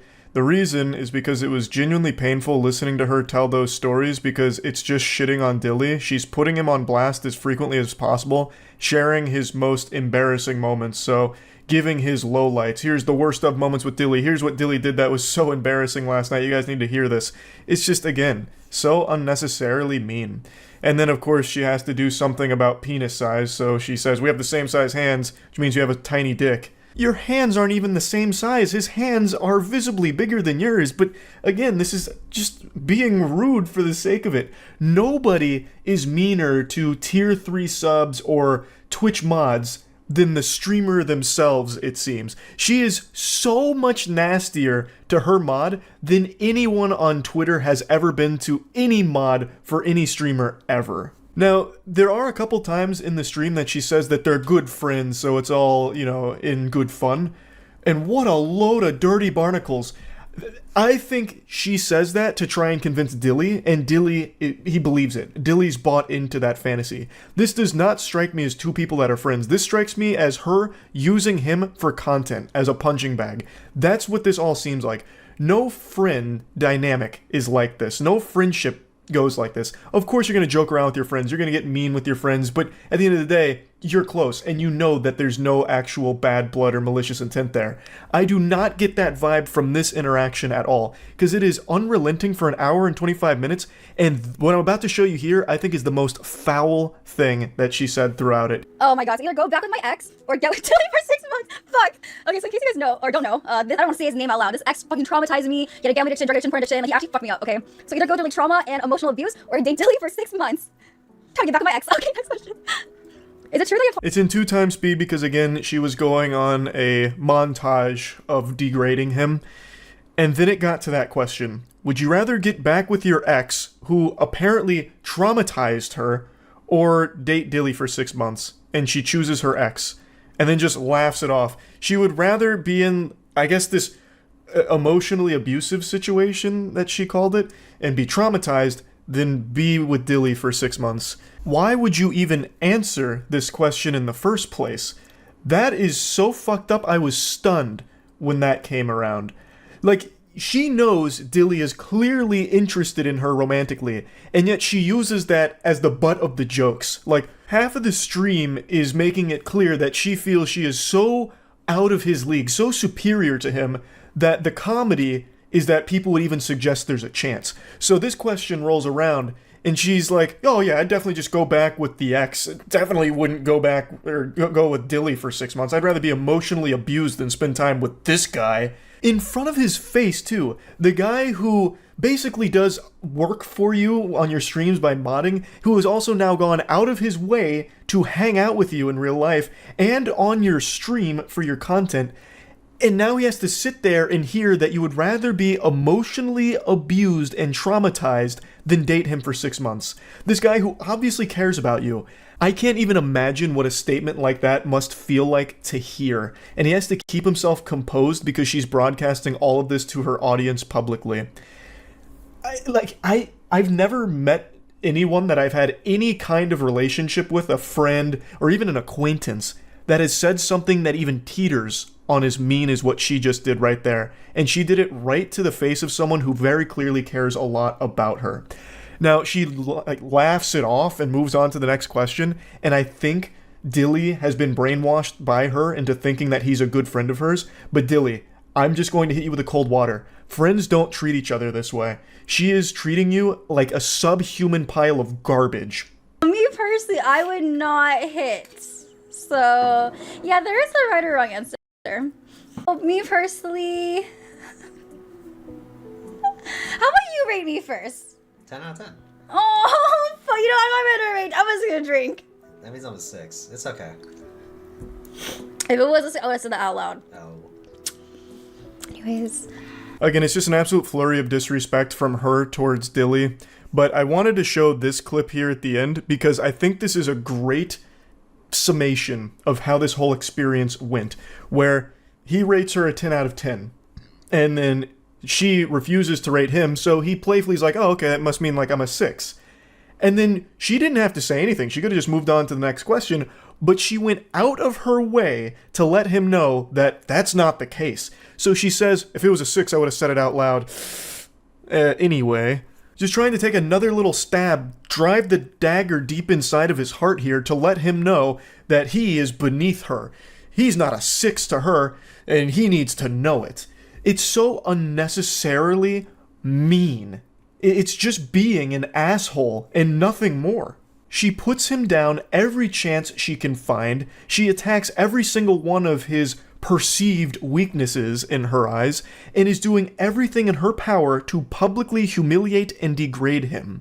It is not friendly. There is nothing jovial about this whole stream at all. It is mean-spirited and just really fucking sad. Like I mentioned, there was a couple of times she tried to cushion the blows, like, oh, we're such good friends, this is all okay. And then when one of the questions during Truth or Drink is, what was your favorite thing about Dilly? She says that he's nice, and that he's like just super nice and not awkward. Those are the only couple of instances where she wasn't just shitting on him. And I think she did that because she could see from the chat that people were dogpiling onto Dilly, and it is just a really uncomfortable stream entirely. How likely is it for him to pick up a girl tonight? I'm gonna answer this honestly. Honestly, you're not getting shit. I think maybe a girl be down to dance with you, you know? That's a win. But there's no way. I don't think you're getting any girls' numbers or going home with. I'm gonna say it's a 0 out of 10. Well, obviously, I wouldn't bring anyone back here, but I would let you. I'm a good friend. So if you want to bring a girl back here, you can. Wow. But I'm just being honest, I don't see it. Prove me wrong, though. You know, prove me wrong. I was perfectly content to not show you any more clips from the stream. I was just about to end the video, but then I remembered this moment, and I just had to showcase it. Even if it's not directly about her, she won't even let him think he has a chance with any girl, for that matter. None. Like, he's not even allowed to go into the club with a good mindset. They're going to a club later this evening, and they were getting hype for it. Like, chat was asking, hey, do you think he has a chance with a girl? And this was her response to it. He's not even allowed to have a good mentality going into it because she's already shitting on him beforehand to bring his self-esteem down. It's just bullying. Like, she is just a bully to this guy. It just doesn't end. He's not allowed to breathe for a second, A, because of the allergies that he's subjected to, but B, because she is constantly this miasma of hate to him. Like, it's just so negative.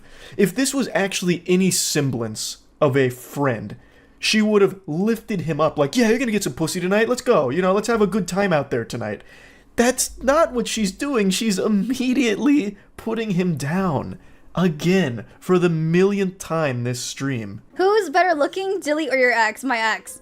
Next question. Do you ever have any feelings for any of your mods, including him? Hell no. That's why they're my mods. Last clip from this stream, I promise, but I thought this was an important one. I have for a long time preached about how awful parasocial relationships are and how prevalent it is in streaming. I think hearing her say this should have snapped a ton of people out of that mentality that just by donating to somebody or modding for somebody in this case, that all of a sudden they're going to somehow develop feelings for you or something. Doesn't happen. It won't happen. And that is not a healthy mindset for you as a viewer to be in. I wanted to put this here because she just says it with her whole chest right in front of Dilly. Again, per usual here for this stream. But this is actually an important lesson to learn. Just because you mod for somebody or donate to somebody, if you're a tier 3 sub to somebody, if you've been sub to somebody for years, they are not all of a sudden your best friend, and they are not obligated to fall in love with you or have feelings for you. So, tough pill to swallow for some, I'm sure, but it needs to get through.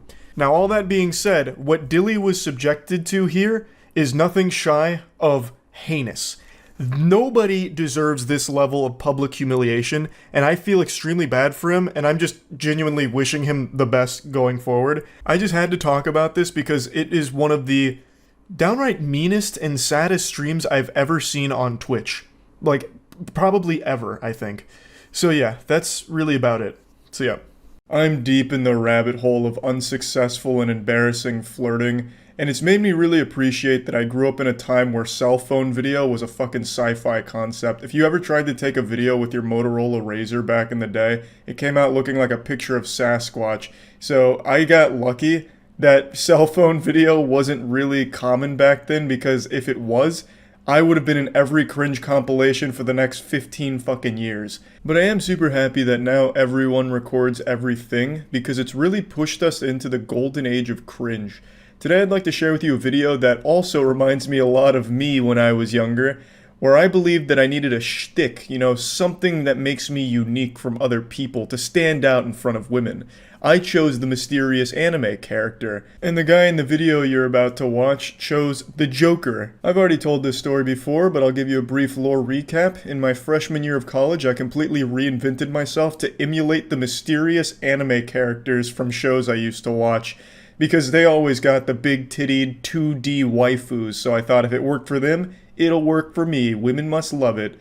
They didn't. I just became the creepiest guy at my college. I refused to communicate with anyone there. Anytime someone asked me a question, I wouldn't respond. I'd just stay silent.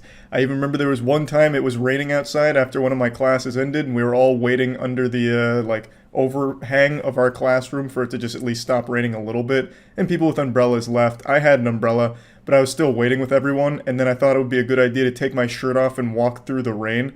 So I did that. I fucking ripped my shirt off like Hulk Hogan, threw it in the trash, and just walked shirtless through the rain all the way back to my dorm. Because in my head, it was a cool idea where the girls in my class would be like, wow, this is a mysterious guy. Why'd he do that?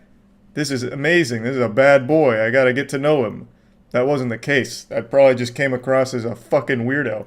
Yeah, I'm getting sidetracked already. This video is bringing out the demons. What I want to show you today is a guy who tried to pretend like he has the Joker's laugh in front of his coworker, because I guess he thought it'd be a good idea. I've been told that my laugh is very reminiscent of the Joker.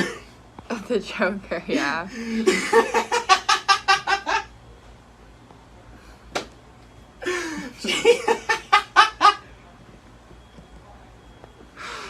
I hear it, I think, yeah. For some reason, everyone who's ever taken a single theater class in high school has all decided that they're gonna be the next Joker, so they all practice the Joker laugh a million fucking times, and we've got some classic videos from it, such as the "I'm the Joker, baby!" Ah! And then like there's that one where that dude was painting his face and doing the laugh, and then his roommate walks in concerned, damn near called the police on him. We've got some amazing videos from it, but I don't really understand why so many dudes think it's a good idea to pretend to be the Joker to get laid. Like, it's not really effective for flirting. You just come across like a psychopath. It's not like the Joker was slaying pussy. Are you laughing because I am? Yeah.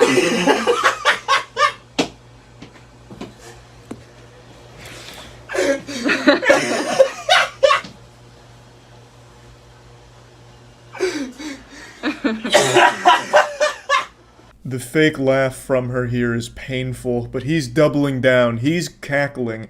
I have no doubt he practiced this in the mirror moments before unleashing it in the wild here. He said, "Today's the day.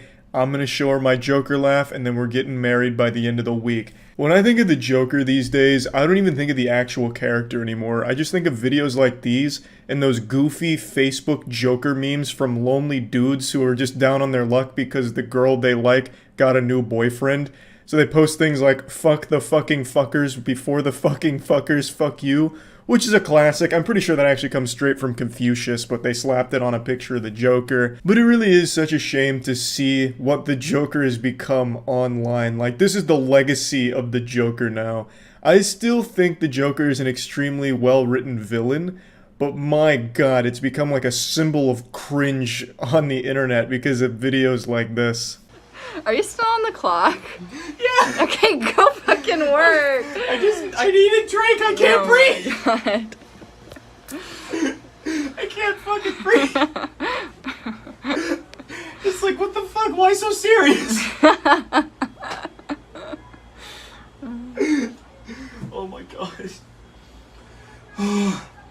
This guy is now going to have to do this every time he laughs at work. He will never be able to just normally laugh again. He's always going to have to be in Joker mode because of this. Otherwise, she'll know it was all a ruse, an act. And he doesn't actually have a laugh reminiscent of the Joker. But anyway, I just wanted to share this video with all of you because I think it's another valuable lesson to learn that you don't need some unique shtick about yourself in order to stand out in front of girls. You know, I used to think you did, which is why I pretended to be a mysterious anime guy. You don't need some quirk like the Joker's laugh or anything. You can just be yourself without having to put on this kind of song and dance like, "Hey, look, I'm the fucking Joker, baby." You know, and it's probably better you don't do that. But anyway, that's about it. So yeah.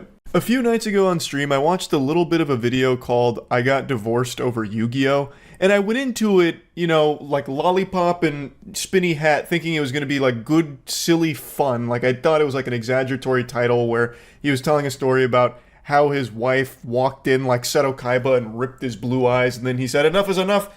We'll play a shadow game to decide the fate of our marriage," and then they divorced or something. But the reality is, it's a very honest and open look at an unhealthy relationship, and it's one that I went back and finished the video for and have been thinking about since.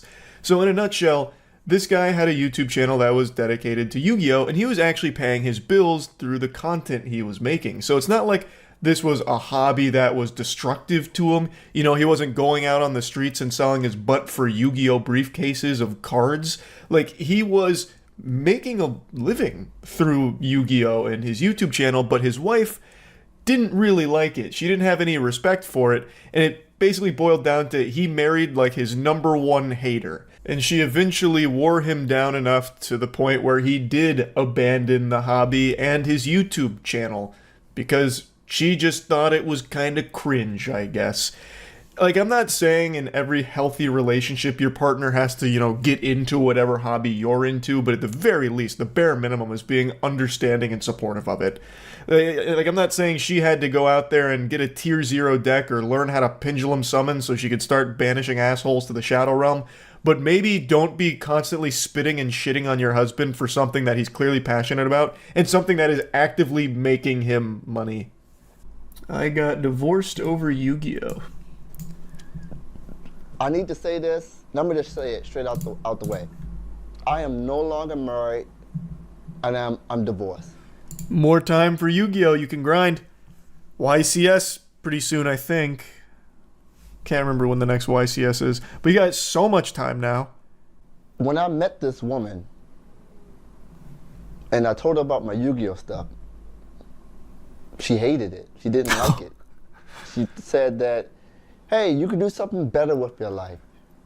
You should go back to school. Alright, I hate that. Man, just let someone have hobbies. Like, who cares? It's not hurting anyone, not hurting you. It's nerdy, sure, who cares? It's a hobby. I bet she had stupid hobbies too. Everyone does. I said, you know what? Maybe she's right. And you know what I did? I sold all my equipment. I sold my YouTube channel. Whoa. I sold all my camera stuff. I'm like, you know what? Maybe it is time to move on. Maybe it's time for me to do something better with my life. Not knowing that at that time, what I had was very special. At that time, something that I chose to do, YouTube, I gave it up because someone said, hey, you know what? Maybe it is time to move on.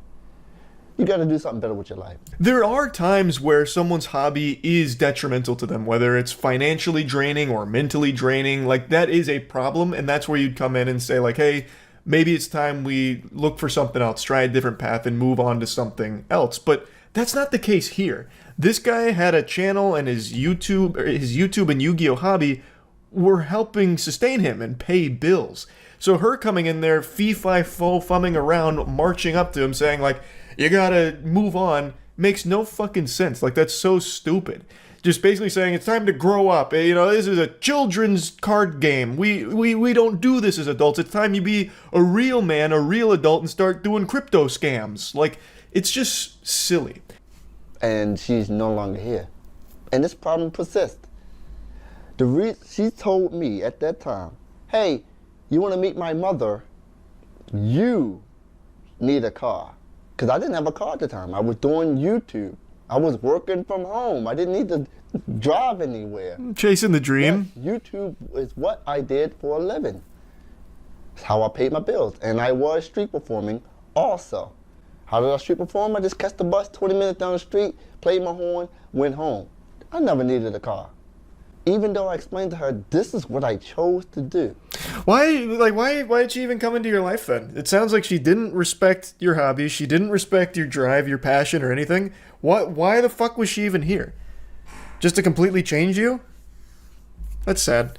And there's definitely a limit too. Like, if you're obsessed with a hobby and it's actually a detriment on your life, which it doesn't sound like it was for him, then I can understand someone coming in and be like, all right, look, maybe we need to reevaluate this. Maybe, collecting fucking, I don't know, jelly beans and putting all your money into antique jelly beans is, taking its toll. Maybe we should look at other things so you can get out of the house. You can start, finding something else. I get it. But it doesn't sound like it was to that point here. This is just sad. I imagine the channel was generating income. He just said he was paying his bills through YouTube and street performing. So he was making money. He was perfectly sustaining himself. At least that's the impression I get. She was probably embarrassed to tell her friends what he does for a living. Well, then don't be with him. If you're embarrassed of your significant other, why are you with them in the first place? That's on you if you don't respect them. Don't be with them. It's bad for both you and the partner. I feel like this probably happens a lot, although I've only seen it happen to one of my friends once, where he got with a girl that just really didn't like anything about him. Well, what are you doing there? Why are you choosing to be with this person if the goal is to change everything about them, to turn them into a blank canvas for you to paint on? That this doesn't make sense. Find someone that's more compatible with the things you like at that point. Like in this case, she comes in and she just doesn't like any of it. You're going to flush Yu-Gi-Oh down the shitter. You're going to go back to school. Honestly, it sounds like a mom that's trying to like discipline their kid. Like, all right, no more Xbox. We're unplugging the Xbox and you're going to go to school twice as much now. Somehow we're going to find extra school for you to go to. It's just so fucking toxic. This guy was doing just fine. He was providing for himself through his passion, through his ambition, his hobbies, but it didn't fit what she thought was acceptable. So she goes in there and tries to force him to do all of it, and unfortunately succeeds where he does abandon his hobbies and his passion for her, for this relationship. And that just shouldn't have been a sacrifice that he was forced to make for the sake of the relationship. He didn't need to tribute summon his hobby in order to get his wife's appreciation for what she believes is an acceptable idea for an adult hobby. It was making money, it was paying his bills, and it's something he loved doing. Why change that? There's really no good argument I can think of for it. Sounds like she just hated Yu-Gi-Oh! She must have been more of a Digimon gal. So, she hated those cards. She literally cried because of those cards. And people say, hey, priorities, man. It's your wife, or, you know, you gotta do what you gotta do. You tell me your wife was crying about Yu-Gi-Oh cards. But then I'll be back at that point where I'm giving up things that I like, things that's a part of my life for someone else to feel happy. And I feel miserable in the process. I love that. I miss that. Why can't she come along with my journey instead of scrutinizing me? And then that's money gone from me. It's not about the money, but that was money gone from me. That was his career. Man, what a disaster. What a shame. Imagine your Yu-Gi-Oh passion being so epic it makes your wife cry. My husband has mastered the shadow games. Damn! Fuck! I'd want nothing more than my partner loving their job, man. I'd cry tears of joy. I imagine that's how it works in most healthy relationships, brother. I feel like it's kind of important to have, like, respect. You know what I mean? Like, I feel like that's kind of basic. He triggered her trap card of divorce. Now, another thing I was thinking about when I went back and watched the whole video is that there is a time where a hobby becomes too consuming, where it starts straining the relationship. Like, maybe he was always fiddling around with those Yu-Gi-Oh cards, you know, by candlelight in like a dark room, and, you know, scratching at his neck for more Yu-Gi-Oh cards and ignoring his wife and letting the relationship start to crumble around him because it's always Yu-Gi-Oh all the time. But I don't think that was the case here. And you'll see why I think that in a moment, the more he explains about how it got to that point. And it's not all about Yu-Gi-Oh! He does talk about how a big part of his life has always been music and street performing, and even that wasn't acceptable to her or her parents, really. I met the parents. They asked me, hey, what do you do for a living? I had to tell them I am a musician. I couldn't tell them I was a street musician. I am a musician. Then they said, hey, you have a degree? I said, I don't have a degree. My ex-wife parents did not speak to me for 2 years and told her not to marry me because I don't have a degree. That's fucking brutal, and to me, it blows my little noodle because this guy was doing so fine on his own. He was paying all of his bills. He was living just fine with the money he was making through Yu-Gi-Oh! YouTube content and street performing music. And he'll talk about it in a moment, he was making enough money where he could provide for both himself and his wife through those passions. Yet they wanted him to just burn it all to the ground, fucking salt the earth, so he could restart with what they think is acceptable, which was going back to school to get a degree and getting a 9-to-5 job. Both things that he did do. Well, he got the 9-to-5 job and attempted school, but school wasn't working out super well for him. But he did everything for that relationship to try and make her happy and be like an acceptable partner in his ex-wife's parents' eyes. So I give up this YouTube thing. I give up my entrepreneur things I try to do something that's not innately a part of my strengths at all, because I'm thinking I'm in love, to do something for somebody, to prove something. So when we got married and we moved out to Baltimore to somewhere else that I didn't want to be, she said, hey, how come you're not paying the bills? And I was like, what? I have a job. I have a 9-to-5 job. I don't make enough from this 9-to-5 job to pay all these bills. Before then, I could street performing in YouTube. I made enough money off of that to pay the bills. Now I'm working 9-to-5 all day long, and that's not a complaint, because there are people who do that. But I had something that most people wish they had. He's right. He had the dream job. He literally had the wet dream most people wish they had, which is their hobby, their passion, being able to sustain them. So they don't have to do something that makes them miserable just to survive.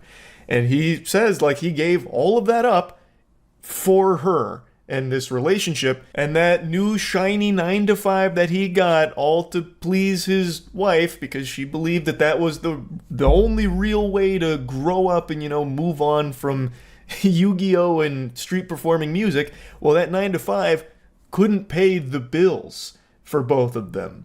And that's the unfortunate reality of where America is right now. I've talked about this a lot. The normal salary you make at like a 9-to-5, you can't fucking live off of that in like a 2-person household. That just, it's impossible. Things are way too expensive, especially in certain locations. It's just not happening. It's an absolute shame. It's a fucking crime. I'm not going to just rant about that. I've done that plenty on stream. He had a job that could do that. Like, he had a job people kill over. And she just didn't like it. Found it cringe, I guess. Wasn't proud of his hobby and that job that was making him money. So forced is the wrong word, because he mentions as well, he made the choice. He ultimately chose to get rid of all of that for her, but she was pushing him to do it, and now he's miserable with this 9-to-5, and she's not happy because that 9-to-5 isn't able to pay all of the bills. She says, hey, you need to find a hobby. I'm like, oh, let me play Yu-Gi-Oh! Again. So, last December, last year, I start my channel up again. I buy my channel back from Java. Like, oh, she gave me the okay to go into a hobby. You know what she said? You're spending too much time playing those cards. She says, why are you into those cards so much? I said, hey, I need to make a video about something. After selling everything and starting over, he does eventually get back into Yu-Gi-Oh! To a certain extent, where he picks up the hobby again, but his wife still just hates that the hobby he picked up was Yu-Gi-Oh! And YouTube.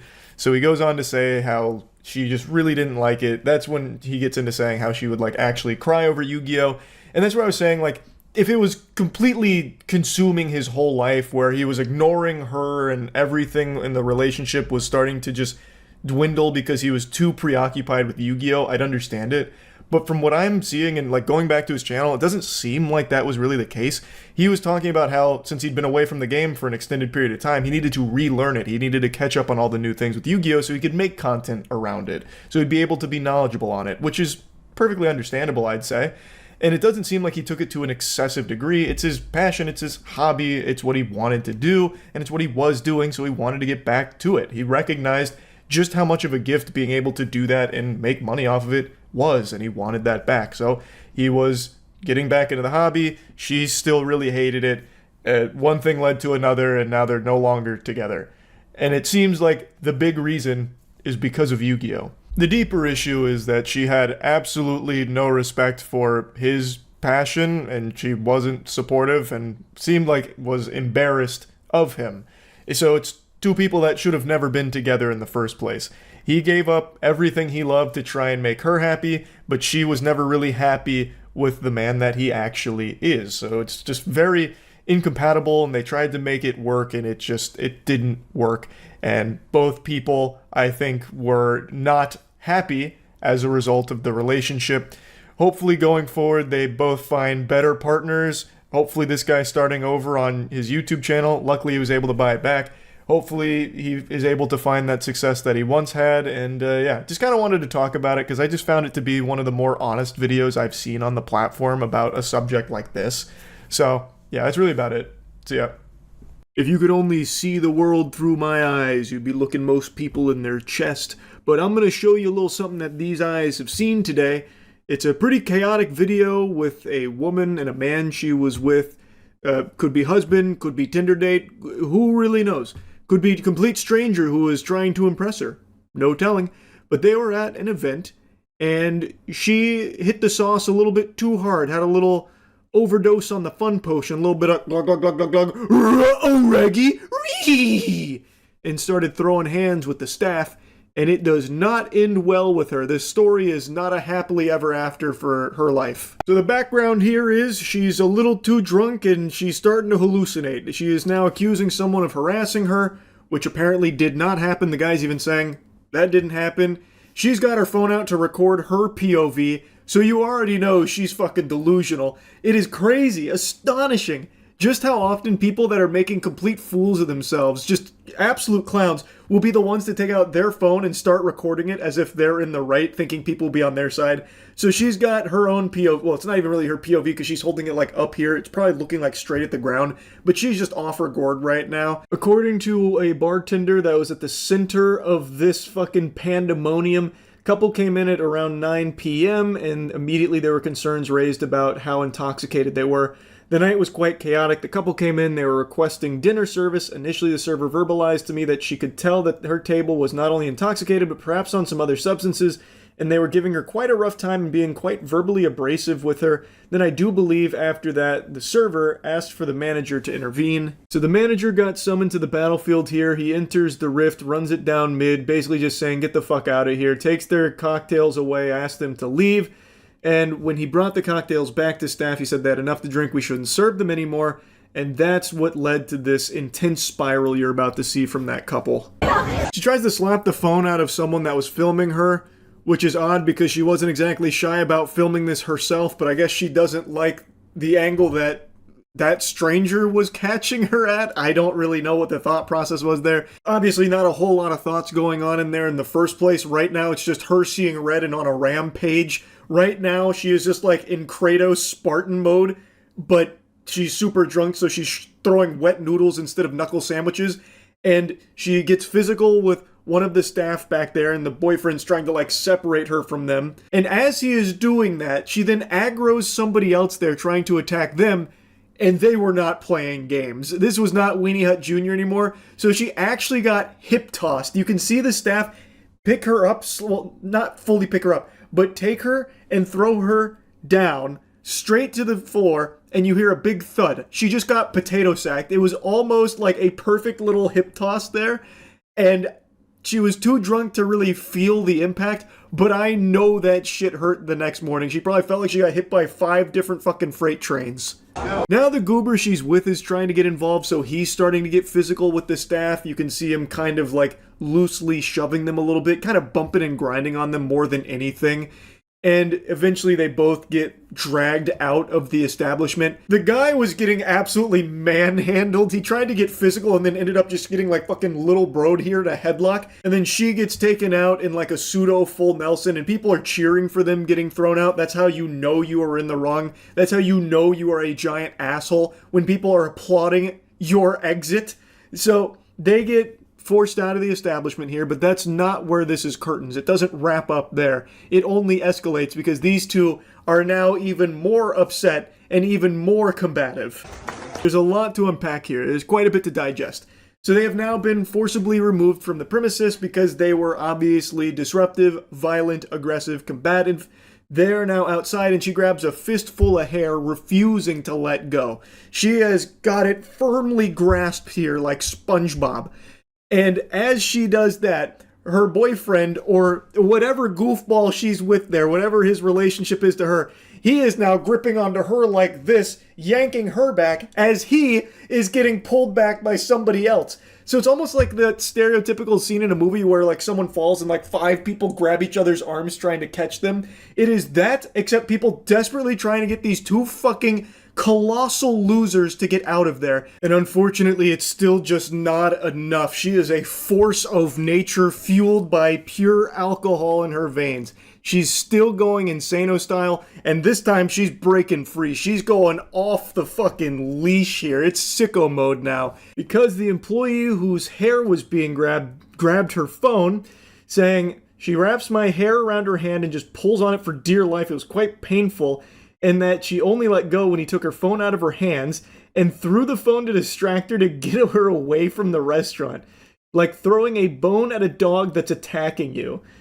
So that's exactly what happens. He threw the phone, and immediately she's like going right after it, so charging back towards them.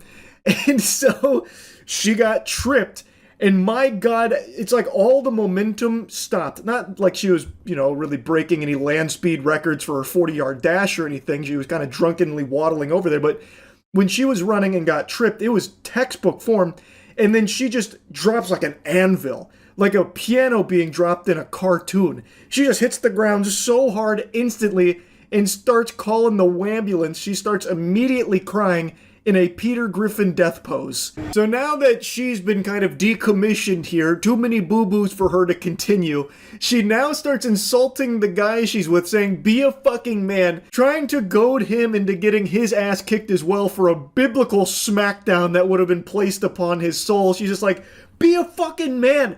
Do something! And you can just kind of see the gears turning in his noodle. You can kind of almost hear his heart breaking, like, oh no, if I don't do something, she's gonna break up with me. But if I do something, I'm going to be broken in half. What a conundrum, no!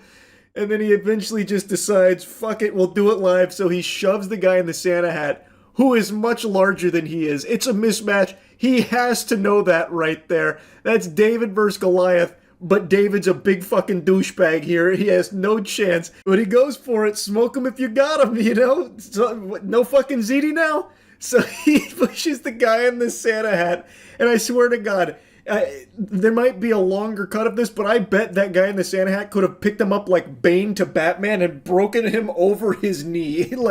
He had no chance there. But that girl, she was whispering the siren song in his ear, and by whispering I mean shouting drunkenly, fucking trying her best to make sure he is also bruised, bloodied, and broken. Now that's where the video ends, but the story just keeps on going. This is the holiday gift that keeps on giving here for everyone that's not her and that guy she was with. So apparently after the dust settled and everything, the San Francisco Police Department took her in. This was a very popular clip, so much so that her employer caught wind of this.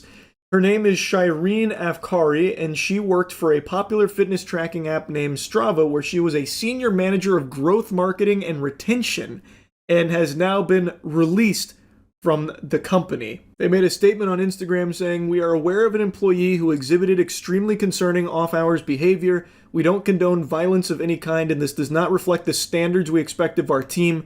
This past Monday, we made the decision to end the individual's employment." No word on anything in regards to the guy she was with. I imagine in the director's cut of this footage, if there's a longer version of it, he probably learned his lesson after he tried to pick that fight with the Santa hat guy at the behest of his sweet milady fedora tip. An unsurprising conclusion there. She really did go pretty hard, but surely it was worth it. I bet that was an unforgettable night out that she can't remember at all. Little too hard on the old eggnog this holiday season, I think, for Miss Shireen there. Yikes. Anyway, that's really about it. See ya.